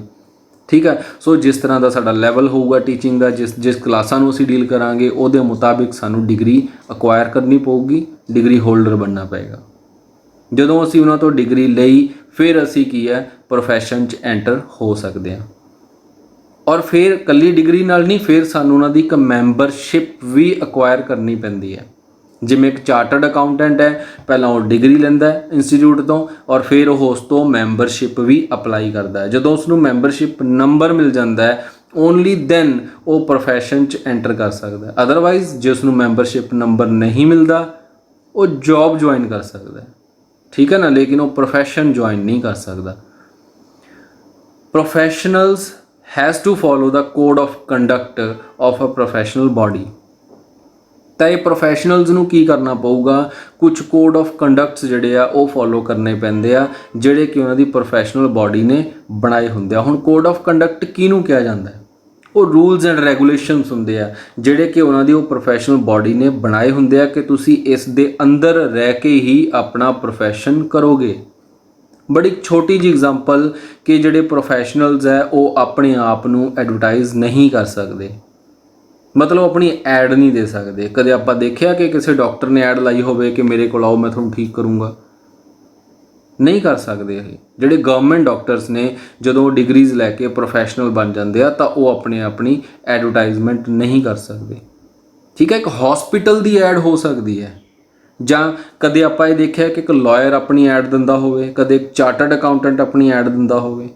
ਠੀਕ ਹੈ, ਇਸ ਤਰ੍ਹਾਂ ਨਹੀਂ ਹੋ ਸਕਦਾ ਕਿ ਜਦੋਂ ਉਹ ਆਪਣੀ ਪ੍ਰੋਫੈਸ਼ਨਲ ਬਾਡੀ ਤੋਂ ਡਿਗਰੀ ਲੈ ਕੇ ਆਪਣੇ ਆਪ ਨੂੰ ਸਰਟੀਫਾਈ ਕਰਵਾ ਲੈਂਦੇ ਆ, ਮੈਂਬਰਸ ਬਣ ਜਾਂਦੇ ਆ, ਉਸ ਤੋਂ ਬਾਅਦ ਉਹ ਆਪਣੀ ਐਡ ਨਹੀਂ ਦੇ ਸਕਦੇ। ਇੱਕ ਛੋਟੀ ਜਿਹੀ ਰਿਕੁਆਇਰਮੈਂਟ ਹੈ, ਕੋਡ ਆਫ ਕੰਡਕਟ ਹੈ, ਇੱਕ ਛੋਟੀ ਜਿਹੀ ਐਗਜ਼ਾਮਪਲ ਕਿ ਅਸੀਂ ਉਸ ਨੂੰ ਫੋਲੋ ਕਰਨਾ ਹੈ। ਅਗਰ ਅਸੀਂ ਨਹੀਂ ਕਰਾਂਗੇ ਦੈਨ ਸਾਡੀ ਜਿਹੜੀ ਡਿਗਰੀ ਹੈ ਉਹ ਵੀ ਜਿਹੜੀ ਹੈ ਕੈਂਸਲ ਕੀਤੀ ਜਾ ਸਕਦੀ ਹੈ, ਜਾਂ ਉਹ ਆਪਣੇ ਕੋਲ ਰਿਟੇਨ ਕਰ ਲੈਣਗੇ, ਕੁਝ ਟਾਈਮ ਦੇ ਲਈ ਸਾਨੂੰ ਪ੍ਰੋਫੈਸ਼ਨ ਨਹੀਂ ਕਰਨ ਦਿੱਤਾ ਜਾਊਗਾ। ਕਲੀਅਰ? ਸੋ ਇਹ ਸਾਡੇ ਪੁਆਇੰਟ ਸੀ। ਨੈਕਸਟ ਅਸੀਂ ਇਹਦੇ ਫੀਚਰਸ ਦੇਖਦੇ ਹਾਂ ਕਿ ਪ੍ਰੋਫੈਸ਼ਨ ਜਿਹੜੇ ਹੈ ਇਹਦਾ ਫੀਚਰ ਕੀ ਹੋਣਗੇ। ਪਹਿਲਾ ਫੀਚਰ ਇਹਦਾ ਹੈ ਪ੍ਰੋਫੈਸ਼ਨਲ ਡਿਗਰੀ, ਜਿਹੜਾ ਕਿ ਸਾਨੂੰ ਅਕਵਾਇਰ ਕਰਨੀ ਪੈਂਦੀ ਹੈ ਕਿਸੇ ਨਾ ਕਿਸੇ ਰਿਕੋਗਨਾਈਜ਼ ਇੰਸਟੀਚਿਊਟ ਤੋਂ। ਜਿਵੇਂ ਕਿ ਅਸੀਂ ਇੱਥੇ ਐਗਜ਼ਾਮਪਲ ਲਿਖੀ CA, LLB, MBBS ਐਟਸੈਕਟਰਾ। ਜਿਸ ਤਰ੍ਹਾਂ ਦਾ ਅਸੀਂ ਕੋਈ ਪ੍ਰੋਫੈਸ਼ਨ ਜੁਆਇਨ ਕਰਨਾ ਹੈ ਉਸ ਤਰ੍ਹਾਂ ਦੀ ਸਾਨੂੰ ਡਿਗਰੀ ਜਿਹੜੀ ਹੈ ਅਕਵਾਇਰ ਕਰਨੀ ਪਊਗੀ। CA for chartered accountant, LLB for lawyers and MBBS for doctors. उस तो नैक्सट है साढ़े कोल मैंबरशिप कि one has to acquire membership also from the institute और ਜਿਹੜਾ ਵੀ ਸਾਡਾ ਰਿਕੋਗਨਾਈਜ਼ਡ ਇੰਸਟੀਟਿਊਸ਼ਨ ਹੋਏਗਾ ਉਸ ਤੋਂ ਸਾਨੂੰ ਮੈਂਬਰਸ਼ਿਪ ਵੀ ਅਕਵਾਇਰ ਕਰਨੀ ਪਏਗੀ। ਹੁਣ ਉਹ ਕਿਹੜੇ ਇੰਸਟੀਟਿਊਟ ਹੋਣਗੇ, ਕੁਝ ਐਗਜ਼ਾਮਪਲਸ ਲਿਖੀਆਂ ਲਾਈਕ ਅਗਰ ਅਸੀਂ ਮੈਡੀਕਲ ਡਿਗਰੀ ਲੈਣੀ ਹੈ, ਮੈਡੀਕਲ ਮੈਂਬਰ ਬਣਨਾ ਹੈ, ਦੈਨ ਸਾਨੂੰ ਮੈਡੀਕਲ ਕਾਉਂਸਲ ਆਫ ਇੰਡੀਆ ਤੋਂ ਮੈਂਬਰਸ਼ਿਪ ਲੈਣੀ ਪਊਗੀ। ਅਗਰ ਸਾਨੂੰ ਲੀਗਲ ਸੈਕਟਰ ਦੇ ਵਿੱਚ ਅਸੀਂ ਮੈਂਬਰਸ ਬਣਨਾ ਹੈ, ਦੈਨ ਸਾਨੂੰ ਬਾਰ ਕਾਉਂਸਲ ਆਫ ਇੰਡੀਆ ਤੋਂ। ਅਗਰ ਅਸੀਂ ਅਕਾਊਂਟੈਂਸੀ ਦੀ ਡਿਗਰੀ ਲੈਣੀ ਹੈ ਦੈਨ ICAI ਇੰਡੀਅਨ ਇੰਸਟੀਟਿਊਟ ਜਿਹੜਾ ਹੈ ਸਾਡਾ chartered accountants of India, institute of chartered accountants of India, ਇਸ ਤੋਂ ਡਿਗਰੀ ਲੈਣੀ ਪਊਗੀ। Institute of company secretaries of India ਤੋਂ ਸਾਨੂੰ ਕੰਪਨੀ ਸੈਕਟਰੀਸ਼ਿਪ ਦੀ ਡਿਗਰੀ ਮਿਲੇਗੀ। ਔਰ cost works accountants of India ਜਿਹੜਾ ਇੰਸਟੀਟਿਊਟ ਹੈ ਇਸ ਤੋਂ ਸਾਨੂੰ ਕੋਸਟ ਅਕਾਊਂਟੈਂਟ ਦੀ ਡਿਗਰੀ ਜਿਹੜੀ ਹੈ ਪ੍ਰੋਫੈਸ਼ਨਲ ਉਹ ਮਿਲੇਗੀ। ਔਰ ਜਦੋਂ ਅਸੀਂ ਕੱਲੀ ਡਿਗਰੀ ਲੈਣ ਨਾਲ ਨਹੀਂ ਪ੍ਰੋਫੈਸ਼ਨਲ ਬਣ ਜਾਵਾਂਗੇ, ਸਾਨੂੰ ਮੈਂਬਰਸ਼ਿਪ ਵੀ ਅਕਵਾਇਰ ਕਰਨੀ ਪਏਗੀ, ਦੈਨ ਓਨਲੀ ਅਸੀਂ ਪ੍ਰੋਫੈਸ਼ਨਲਸ ਬਣਾਂਗੇ। ਥਰਡ ਹੈ ਸਾਡਾ code of conduct. Code of conduct ਦਾ ਮਤਲਬ professionals must follow their code of conduct issued by their professional bodies ਕਿ ਜਿਹੜੀਆਂ ਉਹਨਾਂ ਦੀਆਂ ਇਹ ਪ੍ਰੋਫੈਸ਼ਨਲ ਬੋਡੀਜ਼ ਹੈ ਇਹਨਾਂ ਨੇ ਜੋ ਵੀ ਕੋਡ ਆਫ ਕੰਡਕਟ ਇਸ਼ੂ ਕੀਤੇ ਹੋਣਗੇ ਡਿਗਰੀ ਨਾਲ ਰਿਲੇਟਡ ਜਾਂ ਪ੍ਰੋਫੈਸ਼ਨ ਦੇ ਨਾਲ ਰਿਲੇਟਡ, ਸਾਨੂੰ ਉਸ ਕੋਡ ਆਫ ਕੰਡਕਟ ਨੂੰ ਮੰਨ ਕੇ ਉਹ ਪ੍ਰੋਫੈਸ਼ਨ ਜਿਹੜਾ ਹੈ ਕਰਨਾ ਪਊਗਾ। ਅਗਰ ਅਸੀਂ ਨਹੀਂ ਕਰਦੇ ਦੈਨ ਸਾਨੂੰ ਪਨਿਸ਼ਮੈਂਟ ਦਿੱਤੀ ਜਾ ਸਕਦੀ ਹੈ। ਕਲੀਅਰ। ਫਿਰ ਹੈ ਕੰਸੀਡਰੇਸ਼ਨ ਕਿ ਸਾਨੂੰ ਇਸ ਪ੍ਰੋਫੈਸ਼ਨ ਦੇ ਬਦਲੇ 'ਚ ਕੀ ਮਿਲੂਗਾ। ਅਸੀਂ ਪਹਿਲਾਂ ਗੱਲ ਕੀਤੀ ਇਸ ਦੀ ਕਿ ਇਸ ਦੇ ਬਦਲੇ ਸਾਨੂੰ ਆਪਣੇ ਕਲਾਇੰਟਸ ਤੋਂ ਫੀਸ ਜਿਹੜੀ ਹੈ ਉਹ ਸਾਨੂੰ ਮਿਲਦੀ ਹੈ। ਮਤਲਬ ਪ੍ਰੋਫੈਸ਼ਨਲ ਜਿਹੜੇ ਹੈ ਉਹ ਫੀ ਚਾਰਜ ਕਰਦੇ ਆ ਆਪਣੇ ਕਲਾਇੰਟਸ ਤੋਂ। ਦੇਖੋ ਇੱਥੇ ਆਪਾਂ ਇੱਕ ਹੋਰ ਵੀ ਪੁਆਇੰਟ ਜਨਰੇਟ ਕਰ ਸਕਦੇ ਹਾਂ ਜਦੋਂ ਅਸੀਂ ਇਹ ਵਰਡ ਸੁਣਿਆ ਕਿ ਕਲਾਇੰਟ ਹੁੰਦੇ ਆ, ਇਟ ਮੀਨਸ ਇੱਕ ਰਿਲੇਸ਼ਨਸ਼ਿਪ ਦਾ ਪੁਆਇੰਟ ਵੀ ਆ ਸਕਦਾ ਸਰਵਿਸ ਪ੍ਰੋਵਾਈਡਰ ਐਂਡ ਕਲਾਇੰਟ ਕਿ ਇੱਥੇ ਸਾਡੇ ਜਿਹੜੇ ਦੋ ਰਿਲੇਸ਼ਨ ਜਿਹੜਾ ਹੈ ਉਹ ਮੇਨਟੇਨ ਹੋ ਸਕਦਾ। ਇੱਕ ਪੁਆਇੰਟ ਸਾਡਾ ਇੱਥੇ ਰਿਲੇਸ਼ਨਸ਼ਿਪ ਦਾ ਵੀ ਆ ਸਕਦਾ। ਨੈਕਸਟ ਹੈ ਐਡਵਰਟਾਈਜ਼ ਕਿ ਪ੍ਰੋਫੈਸ਼ਨਲਸ ਜਿਹੜੇ ਹੈ ਆਪਣੇ ਆਪ ਨੂੰ ਐਡਵਰਟਾਈਜ਼ ਨਹੀਂ ਕਰ ਸਕਦੇ, otherwise their degrees may ban ਕੀਤੀ ਜਾ ਸਕਦੀ ਹੈ ਬਾਏ ਦਾ ਪ੍ਰੋਫੈਸ਼ਨਲ ਡਿਗਰੀ। ਕੋਈ ਚਾਰਟਰਡ ਅਕਾਊਂਟੈਂਟ ਹੈ, ਕੋਈ ਲਾਇਰ ਹੈ, ਇਹ ਆਪਣੀ ਐਡ ਨਹੀਂ ਦੇ ਸਕਦੇ। ਕਲੀਅਰ। ਉਹ ਗੱਲ ਅਲੱਗ ਹੈ ਕਿ ਜਦੋਂ ਇਹਨਾਂ ਦੀ ਰੈਪੂਟੇਸ਼ਨ ਹੀ ਇੰਨੀ ਹੋ ਜਾਂਦੀ ਹੈ ਕਿ ਫਿਰ ਇਹਨਾਂ ਨੂੰ ਅੱਗੇ ਆਪਣੇ ਆਪ ਨੂੰ ਐਡਵਰਟਾਈਜ਼ ਕਰਨ ਦੀ ਲੋੜ ਨਹੀਂ ਪੈਂਦੀ, ਉਹ ਅਲੱਗ ਗੱਲ ਹੈ। ਬਟ ਇਹ ਆਪਣੀ ਐਡ ਨਿਊਜ਼ਪੇਪਰਸ ਦੇ ਵਿੱਚ, TV ਦੇ ਵਿੱਚ ਨਹੀਂ ਦੇ ਸਕਦੇ। ਕਲੀਅਰ ਹੈ ਜੀ। ਨੈਕਸਟ ਸਾਡੇ ਕੋਲ ਆ ਜਾਂਦਾ ਹੈ, ਹੁਣ ਇੱਥੋਂ ਸਾਨੂੰ ਇਹ ਪਤਾ ਲੱਗ ਗਿਆ ਕਿ ਬਿਜ਼ਨਸ ਤੇ ਪ੍ਰੋਫੈਸ਼ਨ ਦੇ ਵਿੱਚ ਕੀ ਫ਼ਰਕ ਹੈ। ਅਗਰ ਅਸੀਂ ਥੋੜ੍ਹਾ ਜਿਹਾ ਇਹਨੂੰ ਡਿਸਕਸ ਕਰੀਏ ਤਾਂ ਬਿਜ਼ਨਸ ਅਸੀਂ ਇੰਡੀਵਿਜੂਅਲੀ ਕਰਦੇ ਹਾਂ, ਪ੍ਰੋਫੈਸ਼ਨ ਵੀ ਇੰਡੀਵਿਜੂਅਲ ਕੀਤਾ ਜਾਂਦਾ। ਲੇਕਿਨ ਫ਼ਰਕ ਕੀ ਆ ਗਿਆ ਕਿ ਬਿਜ਼ਨਸ 'ਚ ਸਾਨੂੰ ਕੋਈ ਡਿਗਰੀ ਲੈਣ ਦੀ ਲੋੜ ਨਹੀਂ ਪੈਂਦੀ, ਸਾਨੂੰ ਕੋਈ ਮੈਂਬਰਸ਼ਿਪ ਲੈਣ ਦੀ ਲੋੜ ਨਹੀਂ ਪੈਂਦੀ। ਬਟ ਪ੍ਰੋਫੈਸ਼ਨ ਦੇ ਵਿੱਚ ਸਾਨੂੰ ਡਿਗਰੀ ਦੀ ਵੀ ਲੋੜ ਪਏਗੀ, ਸਾਨੂੰ ਮੈਂਬਰਸ਼ਿਪ ਦੀ ਵੀ ਲੋੜ ਪਊਗੀ। ਉੱਥੇ ਅਸੀਂ ਚੀਜ਼ਾਂ ਵੇਚਣੀਆਂ ਬਿਜ਼ਨਸ ਦੇ ਵਿੱਚ, ਇੱਥੇ ਅਸੀਂ ਪ੍ਰੋਫੈਸ਼ਨ 'ਚ ਕੋਈ ਚੀਜ਼ ਨਹੀਂ ਵੇਚਦੇ, ਇੱਥੇ ਅਸੀਂ ਸਪੈਸ਼ਲਾਈਜ਼ਡ ਨੌਲੇਜ ਜਿਹੜੀ ਹੈ ਉਹ ਪ੍ਰੋਵਾਈਡ ਕਰਦੇ ਹਾਂ। ਉੱਧਰ ਸਾਡਾ ਜੋ ਮੋਟਿਵ ਸੀ ਬਿਜ਼ਨਸ ਦੇ ਅੰਦਰ ਉਹ ਪ੍ਰੋਫਿਟ ਕਮਾਉਣਾ ਸੀ, ਪ੍ਰੋਫੈਸ਼ਨ ਦੇ ਅੰਦਰ ਸਾਡਾ ਮੋਟਿਵ ਜਿਹੜਾ ਹੈ ਇਹ ਸਰਵਿਸ ਪ੍ਰੋਵਾਈਡ ਕਰਨਾ ਹੈ। ਔਰ ਕੰਸੀਡਰੇਸ਼ਨ ਉੱਧਰ ਸਾਨੂੰ ਪ੍ਰੋਫਿਟ ਮਿਲੂਗਾ ਔਰ ਇੱਧਰ ਜਿਹੜਾ ਕੰਸੀਡਰੇਸ਼ਨ ਹੈ ਸਾਨੂੰ ਉੱਥੇ ਫੀਸ ਮਿਲੇਗੀ। ਕਲੀਅਰ ਹੈ ਜੀ। ਦੋਨੋਂ ਹੀ ਇਕਨੋਮਿਕ ਐਕਟੀਵਿਟੀ ਦਾ ਪਾਰਟ ਬਣ ਗਏ। ਔਰ ਥਰਡ ਸਾਡੀ ਇਕਨੋਮਿਕ ਐਕਟੀਵਿਟੀ ਕਿਹੜੀ ਹੈ ਜਿਸ ਨੂੰ ਅਸੀਂ ਬੋਲਿਆ ਇੰਪਲੋਇਮੈਂਟ।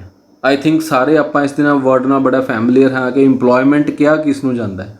ਇੰਪਲੋਇਮੈਂਟ ਮੀਨਸ ਜਦੋਂ ਅਸੀਂ ਕਿਸੇ ਆਰਗੇਨਾਈਜੇਸ਼ਨ ਨੂੰ ਜੁਆਇਨ ਕਰਦੇ ਹਾਂ, ਉੱਥੇ ਅਸੀਂ ਆਪਣੀਆਂ ਸਰਵਿਸਿਜ਼ ਪ੍ਰੋਵਾਈਡ ਕਰਦੇ ਹਾਂ, ਅਸੀਂ ਜੌਬ ਕਰਦੇ ਹਾਂ ਤਾਂ ਉਸ ਨੂੰ ਇੰਪਲੋਇਮੈਂਟ ਕਿਹਾ ਜਾਂਦਾ। ਸਾਨੂੰ ਉਹਦੇ ਬਦਲੇ ਸੈਲਰੀ ਮਿਲਦੀ ਹੈ। ਠੀਕ ਹੈ। ਹੁਣ ਜਦੋਂ ਅਸੀਂ ਕੀ ਕੀਤਾ, ਦੇਖੋ ਇਸ ਨੂੰ ਪੜ੍ਹਦੇ ਹਾਂ ਅਸੀਂ, when a person undertake to provide personal services under an agreement of employment. ਜਦੋਂ ਅਸੀਂ ਆਪਣੇ ਉਸ ਇੰਪਲੋਇਮੈਂਟ ਦੇ ਐਗਰੀਮੈਂਟ ਦੇ ਅੰਦਰ ਰਹਿੰਦੇ ਹੋਏ ਆਪਣੀ ਪਰਸਨਲ ਸਰਵਿਸਿਜ਼ ਉਸ ਨੂੰ ਪ੍ਰੋਵਾਈਡ ਕਰਾਂਗੇ, ਉਸ ਨੂੰ ਅਸੀਂ ਕੀ ਬੋਲਦੇ ਹਾਂ, ਇੰਪਲੋਇਮੈਂਟ। ਔਰ ਇਹਦੇ ਬਦਲੇ ਜੋ ਕੰਸੀਡਰੇਸ਼ਨ 'ਚ ਸਾਨੂੰ ਮਿਲੂਗਾ ਉਸ ਨੂੰ ਅਸੀਂ ਕੀ ਬੋਲਿਆ, ਸੈਲਰੀ। ਸੈਲਰੀ ਸਾਨੂੰ ਕੰਸੀਡਰੇਸ਼ਨ ਦੇ ਤੌਰ 'ਤੇ ਮਿਲਦੀ ਹੈ।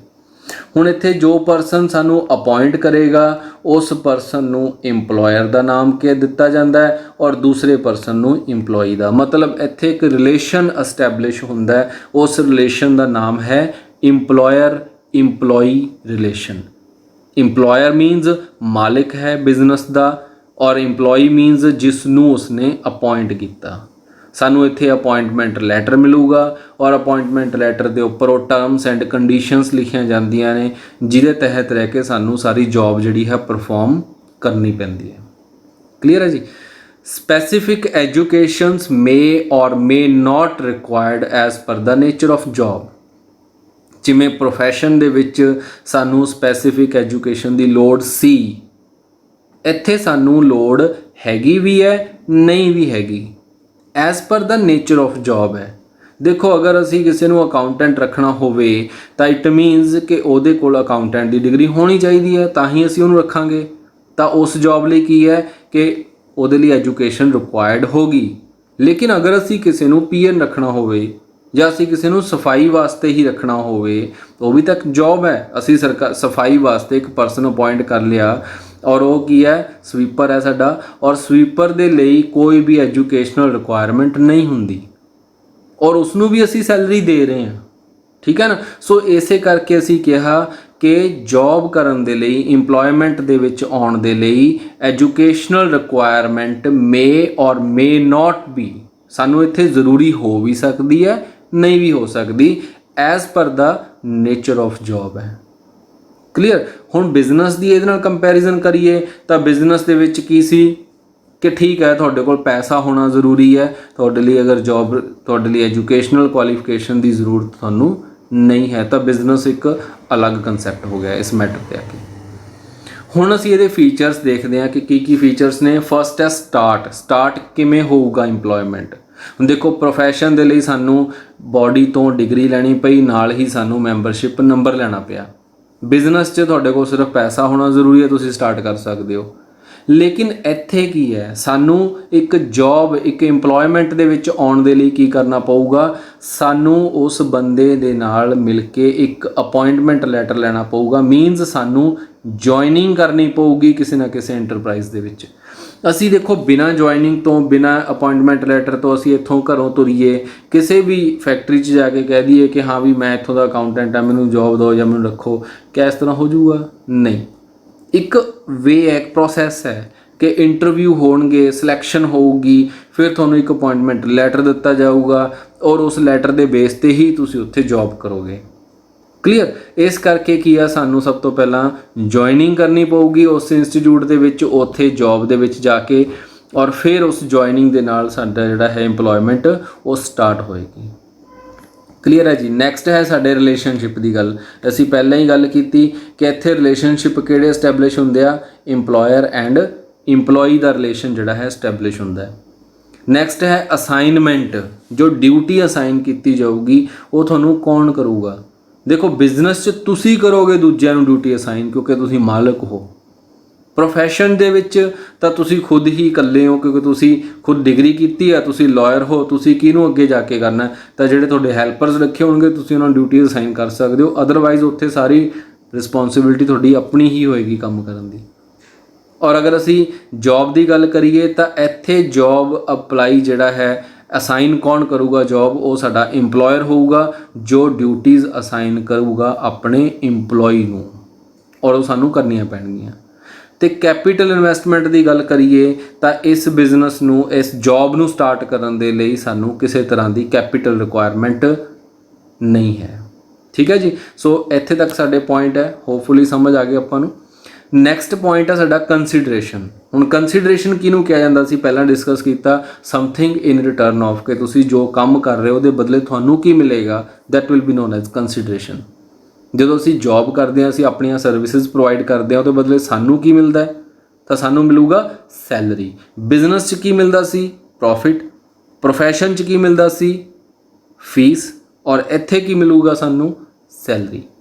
ਕਲੀਅਰ। ਕੋਡ ਆਫ ਕੰਡਕਟ ਦੀ ਗੱਲ ਕਰੀਏ ਤਾਂ ਕੋਡ ਆਫ ਕੰਡਕਟ ਦੇਖੋ ਬਿਜ਼ਨਸ ਦੇ ਉੱਪਰ ਕੋਡ ਆਫ ਕੰਡਕਟ ਕਿਹੜੇ ਅਪਲਾਈ ਹੁੰਦੇ ਆ? ਜਿਹੜੇ ਕਿ ਲਾਅ ਨੇ ਤੁਹਾਡੇ ਉੱਪਰ ਲਗਾ ਦਿੱਤੇ, ਕਾਨੂੰਨ। ਇਹ ਕਹਿੰਦਾ ਕਿ ਇਸ ਦਾਇਰੇ 'ਚ ਰਹਿ ਕੇ ਤੁਸੀਂ ਆਪਣਾ ਬਿਜ਼ਨਸ ਕਰਨਾ ਤਾਂ ਅਸੀਂ ਉਵੇਂ ਕਰਾਂਗੇ। ਠੀਕ ਹੈ।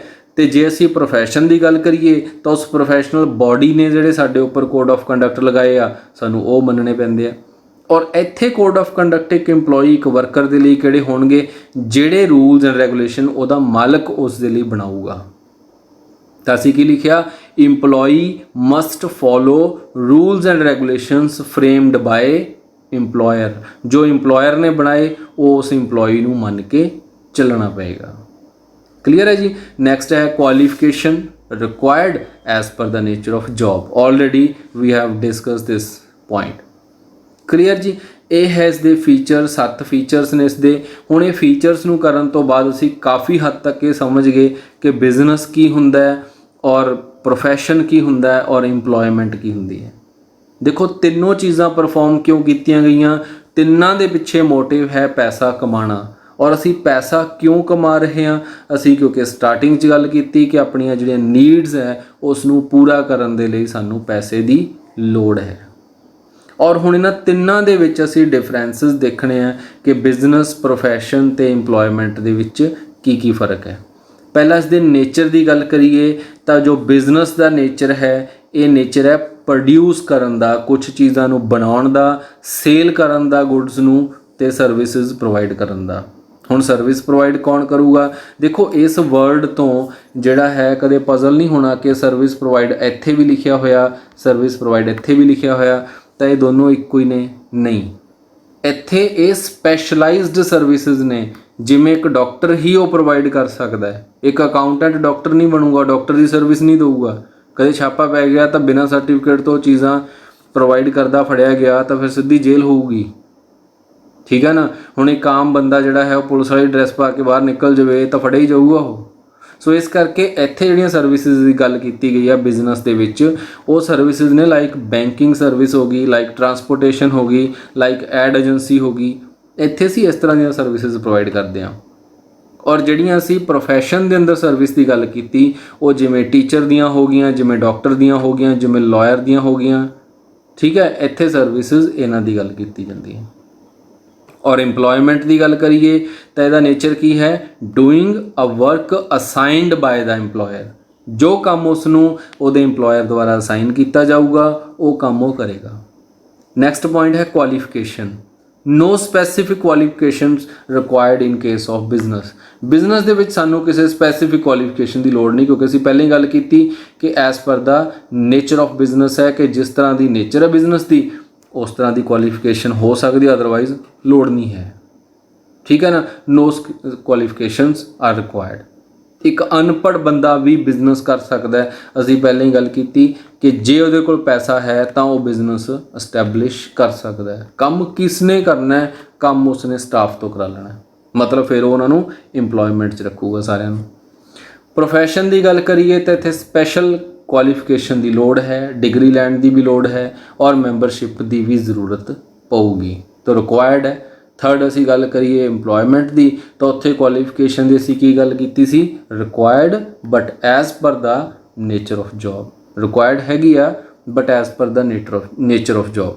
ਹੁਣ ਕਿਸ ਤਰ੍ਹਾਂ ਦੀ ਨੇਚਰ ਹੈ? ਅਗਰ ਅਸੀਂ ਸਵੀਪਰ ਦੀ ਗੱਲ ਕੀਤੀ ਸੀ ਤਾਂ ਨੋ ਕੁਆਲੀਫਿਕੇਸ਼ਨਸ ਆਰ ਰਿਕੁਆਇਰਡ।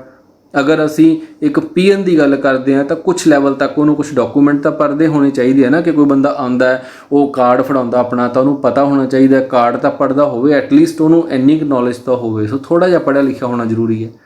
ਉਸ ਤੋਂ ਉੱਪਰ ਉੱਠੇ ਅਸੀਂ ਇੱਕ ਲੇਬਰਰ ਰੱਖ ਲਿਆ। ਹੁਣ ਉਹ ਲੇਬਰਰ ਜਿਹੜਾ ਹੈ ਉਹ ਕੰਮ ਕਰੂਗਾ, ਪ੍ਰੋਡਕਸ਼ਨ ਕਰੂਗਾ, ਉਸ ਨੂੰ ਥੋੜ੍ਹੀ ਬਹੁਤੀ ਉਹਦੀ ਨੌਲੇਜ ਹੋਣੀ ਜ਼ਰੂਰੀ ਹੈ, ਤਾਂ ਉਹ ਵੀ ਪੜ੍ਹਿਆ ਹੋਇਆ ਹੋਊਗਾ। ਉਸ ਤੋਂ ਉੱਪਰ ਉੱਠੀਏ ਤਾਂ ਅਸੀਂ ਇੱਕ ਮਸ਼ੀਨ 'ਤੇ ਬੰਦਾ ਰੱਖਿਆ, ਉਹਨੂੰ ਨੌਲੇਜ ਹੋਊਗੀ। ਉਸ ਤੋਂ ਉੱਪਰ ਉੱਠੀਏ ਤਾਂ ਸਾਨੂੰ ਇੱਕ ਮੈਨੇਜਰ ਨੂੰ ਕਾਫੀ ਪੜ੍ਹਿਆ ਹੋਇਆ ਚਾਹੀਦਾ, ਉਸ ਨੂੰ ਡਿਗਰੀ ਹੋਲਡਰ ਵੀ ਹੋ ਸਕਦਾ ਉਹ ਬੰਦਾ। ਸੋ ਜਿਸ ਤਰ੍ਹਾਂ ਦੀ ਜੌਬ ਦੀ ਨੇਚਰ ਹੋਊਗੀ ਸਾਨੂੰ ਉਸ ਤਰ੍ਹਾਂ ਦੀ ਕੁਆਲੀਫਿਕੇਸ਼ਨ ਦੀ ਲੋੜ ਪਊਗੀ।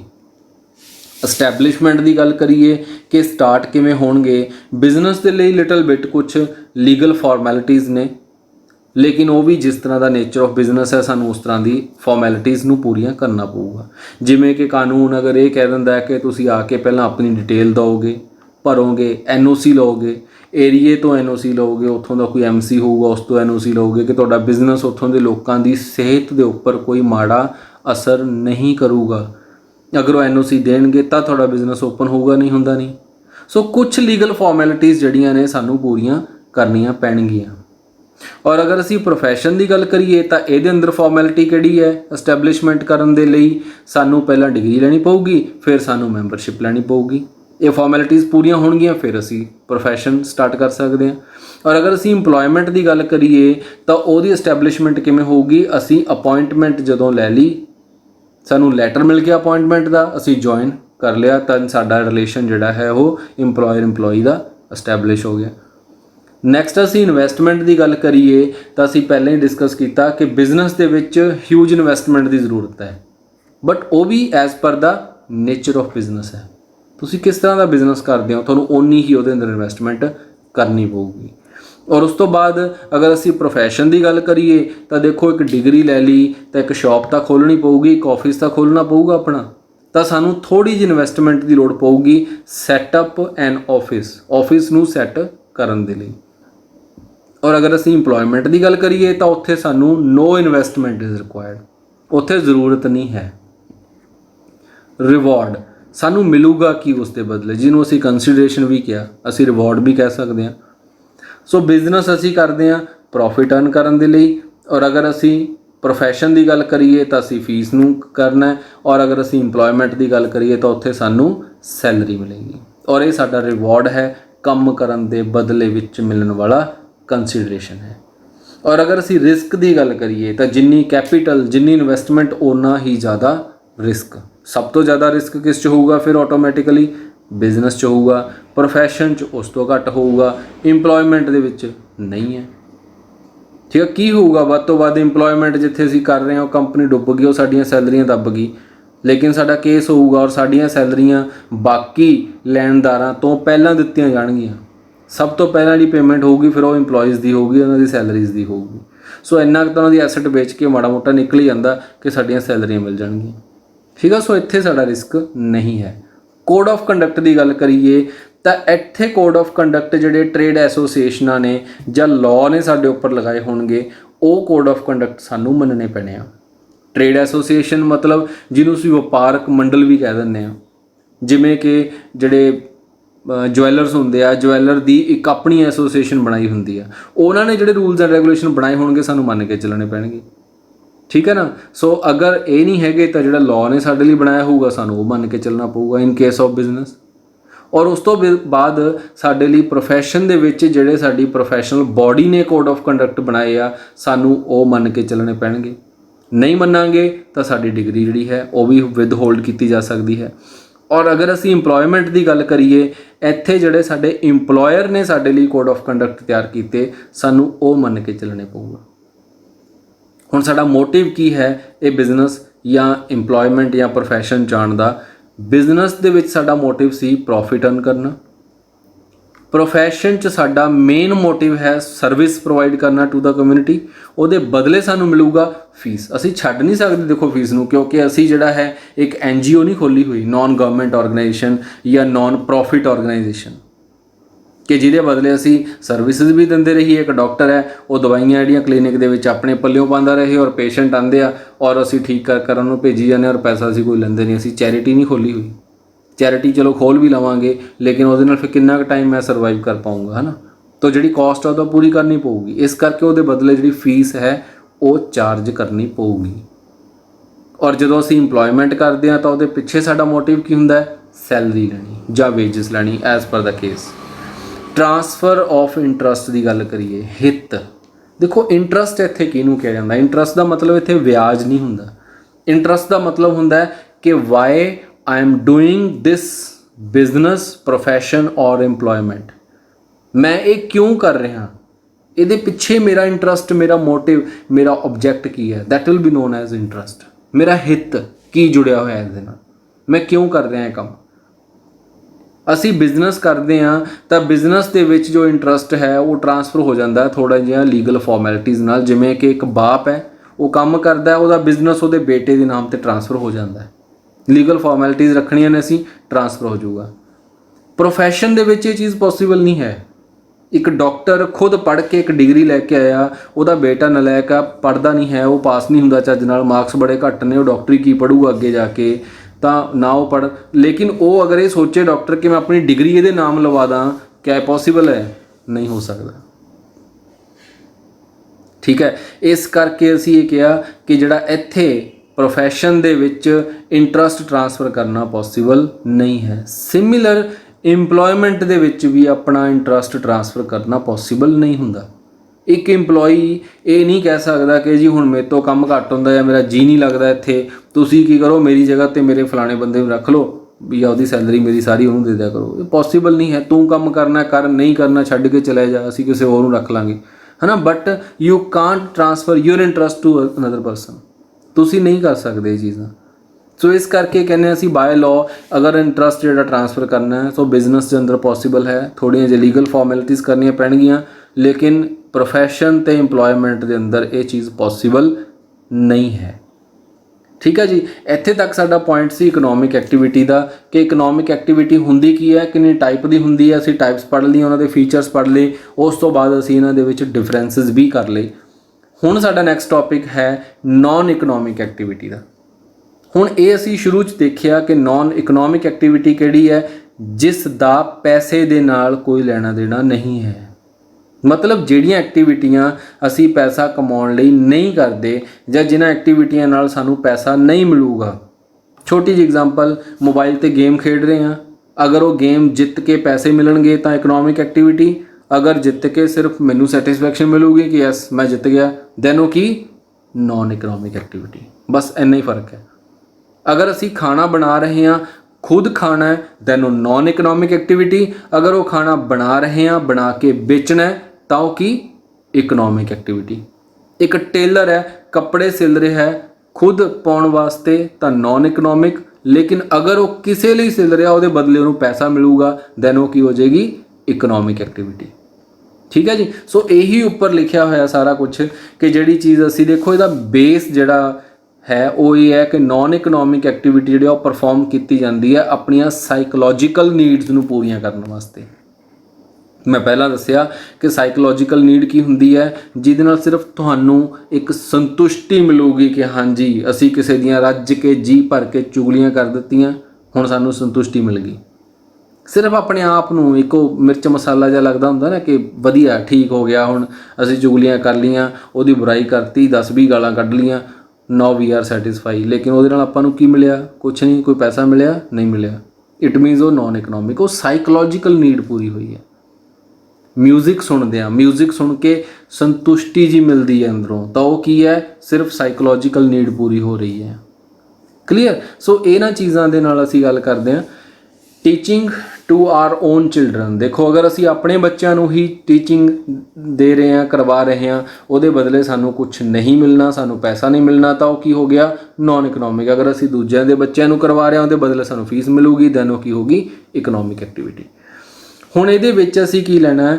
ਇੱਕੋ ਹੀ ਚੀਜ਼ ਯਾਦ ਰੱਖਣੀ ਹੈ ਕਿ ਇਹ ਕਿਹੜੀ ਹੈ ਜਿਹੜੀ ਕਿ ਪੈਸੇ ਦੇ ਲਈ ਨਹੀਂ ਹੁੰਦੀ, ਸਿਰਫ ਸਾਡੀਆਂ ਸਾਈਕੋਲੋਜੀਕਲ ਨੀਡਸ ਨੂੰ ਪੂਰੀਆਂ ਕਰਨ ਵਾਸਤੇ ਹੈ ਇਹ, ਔਰ ਇਸ ਨੂੰ ਅਸੀਂ ਕੀ ਕਹਿੰਦੇ ਹਾਂ? Non economic activity.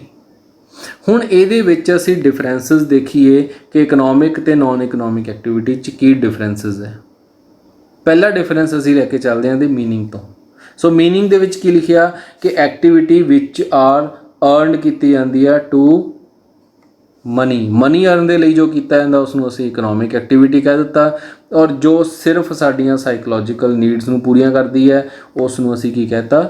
Naan economic. Motive ਇੱਥੇ ਸਾਡਾ ਪੈਸੇ ਅਰਨ ਕਰਨਾ, ਇੱਥੇ ਸਾਡੀਆਂ ਸੋਸ਼ਲ, ਰਿਲੀਜੀਅਸ ਜਾਂ ਕਲਚਰਲ ਨੇਚਰ ਦੀਆਂ ਹੁੰਦੀਆਂ ਐਕਟੀਵਿਟੀਜ਼। ਇਹ ਸੋਸ਼ਲ ਮੀਨਸ ਅਸੀਂ ਕਿਸੇ ਨਾਲ ਗੱਲਾਂ ਕਰ ਰਹੇ ਹਾਂ ਬੈਠੇ, ਗੈਦਰਿੰਗ, ਅਤੇ ਰਿਲੀਜੀਅਸ ਅਸੀਂ ਸਤਸੰਗ ਸੁਣ ਰਹੇ ਹਾਂ, ਠੀਕ ਹੈ ਜੀ। ਜਾਂ ਕਲਚਰਲ ਮਤਲਬ ਅਸੀਂ ਮਿਊਜ਼ਿਕ ਸੁਣਤਾ, ਅਸੀਂ ਭੰਗੜਾ ਪਾ ਲਿਆ, ਅਸੀਂ ਗਿੱਧਾ ਪਾ ਲਿਆ, ਉਹ ਸਾਰਾ ਕੁਝ ਕੀ ਹੈ? ਸਾਡਾ ਕਲਚਰਲ ਐਕਟੀਵਿਟੀ ਹੋਊਗੀ। ਕਲੀਅਰ? ਲੇਕਿਨ ਇਹਨਾਂ ਦੇ ਨਾਲ ਸਾਨੂੰ ਜਿਹੜਾ ਪੈਸਾ ਹੈ ਉਹ ਨਹੀਂ ਮਿਲੂਗਾ। ਨੈਕਸਟ ਹੈ ਸਕੋਪ। ਸਕੋਪ ਦਾ ਮਤਲਬ ਹੁੰਦਾ ਦਾਇਰਾ, ਮਤਲਬ ਇਹਦੀ ਇਸ ਐਕਟੀਵਿਟੀ ਦੇ ਅੰਦਰ ਕੀ ਕੀ ਆਉਂਦਾ ਹੈ ਉਸ ਨੂੰ ਅਸੀਂ ਬੋਲ ਦਿੰਦੇ ਹਾਂ ਸਕੋਪ। ਹੁਣ between employer employee, seller buyer, service provider and client, ਮਤਲਬ ਜੋ ਅਸੀਂ ਬਿਜ਼ਨਸ ਪਹਿਲਾਂ ਤਿੰਨੋਂ ਪੜ੍ਹ ਕੇ ਹਟੇ, ਟਾਈਪਸ ਪੜ੍ਹ ਕੇ ਹਟੇ, ਬਿਜ਼ਨਸ, ਇੰਪਲੋਇਮੈਂਟ ਐਂਡ ਪ੍ਰੋਫੈਸ਼ਨ, ਉਹ ਇਹਦੇ ਸਕੋਪ ਦੇ ਅੰਦਰ ਆਉਂਦੇ ਆ। ਔਰ ਅਗਰ ਅਸੀਂ ਦੂਸਰੇ ਦੇ ਨਾਨ ਇਕਨੋਮਿਕ ਐਕਟੀਵਿਟੀ ਸਕੋਪ ਦੀ ਗੱਲ ਕਰੀਏ, ਉਹ ਅਸੀਂ ਫਿਰ ਉੱਪਰ ਡਿਸਕਸ ਕੀਤਾ, ਸੋਸ਼ਲ, ਰਿਲੀਜੀਅਸ, ਕਲਚਰਲ। ਠੀਕ ਹੈ? ਇਹਦੇ ਅੰਦਰ ਅਸੀਂ ਆਪਣੀਆਂ ਇਹ ਵੀ ਲੈ ਸਕਦੇ ਹਾਂ ਕਿ ਘਰ ਦੇ ਅੰਦਰ ਬੈਠ ਕੇ ਜੋ ਐਕਟੀਵਿਟੀਆਂ ਕਰਦੇ ਹਾਂ ਤਾਂ ਉਹ ਵੀ ਇਹਦੇ ਵਿੱਚ ਆ ਜਾਣਗੀਆਂ। ਕੰਸੀਡਰੇਸ਼ਨ, ਇਹਦੇ ਬਦਲੇ ਸਾਨੂੰ ਪੈਸਾ ਮਿਲੂਗਾ, ਇਸ ਦੇ ਬਦਲੇ ਸਾਨੂੰ ਸਿਰਫ ਸਾਡੀ ਜ਼ਰੂਰਤ ਪੂਰੀ ਹੋਊਗੀ। ਉਹ ਕਿਹੜੀ ਜ਼ਰੂਰਤ? ਸਿਰਫ ਸਾਡੀ ਸਾਈਕੋਲੋਜੀਕਲ, ਸਾਡੀ ਸੋਸ਼ਲ ਨੀਡ ਪੂਰੀ ਹੋਊਗੀ, ਹੋਰ ਕੁਝ ਨਹੀਂ।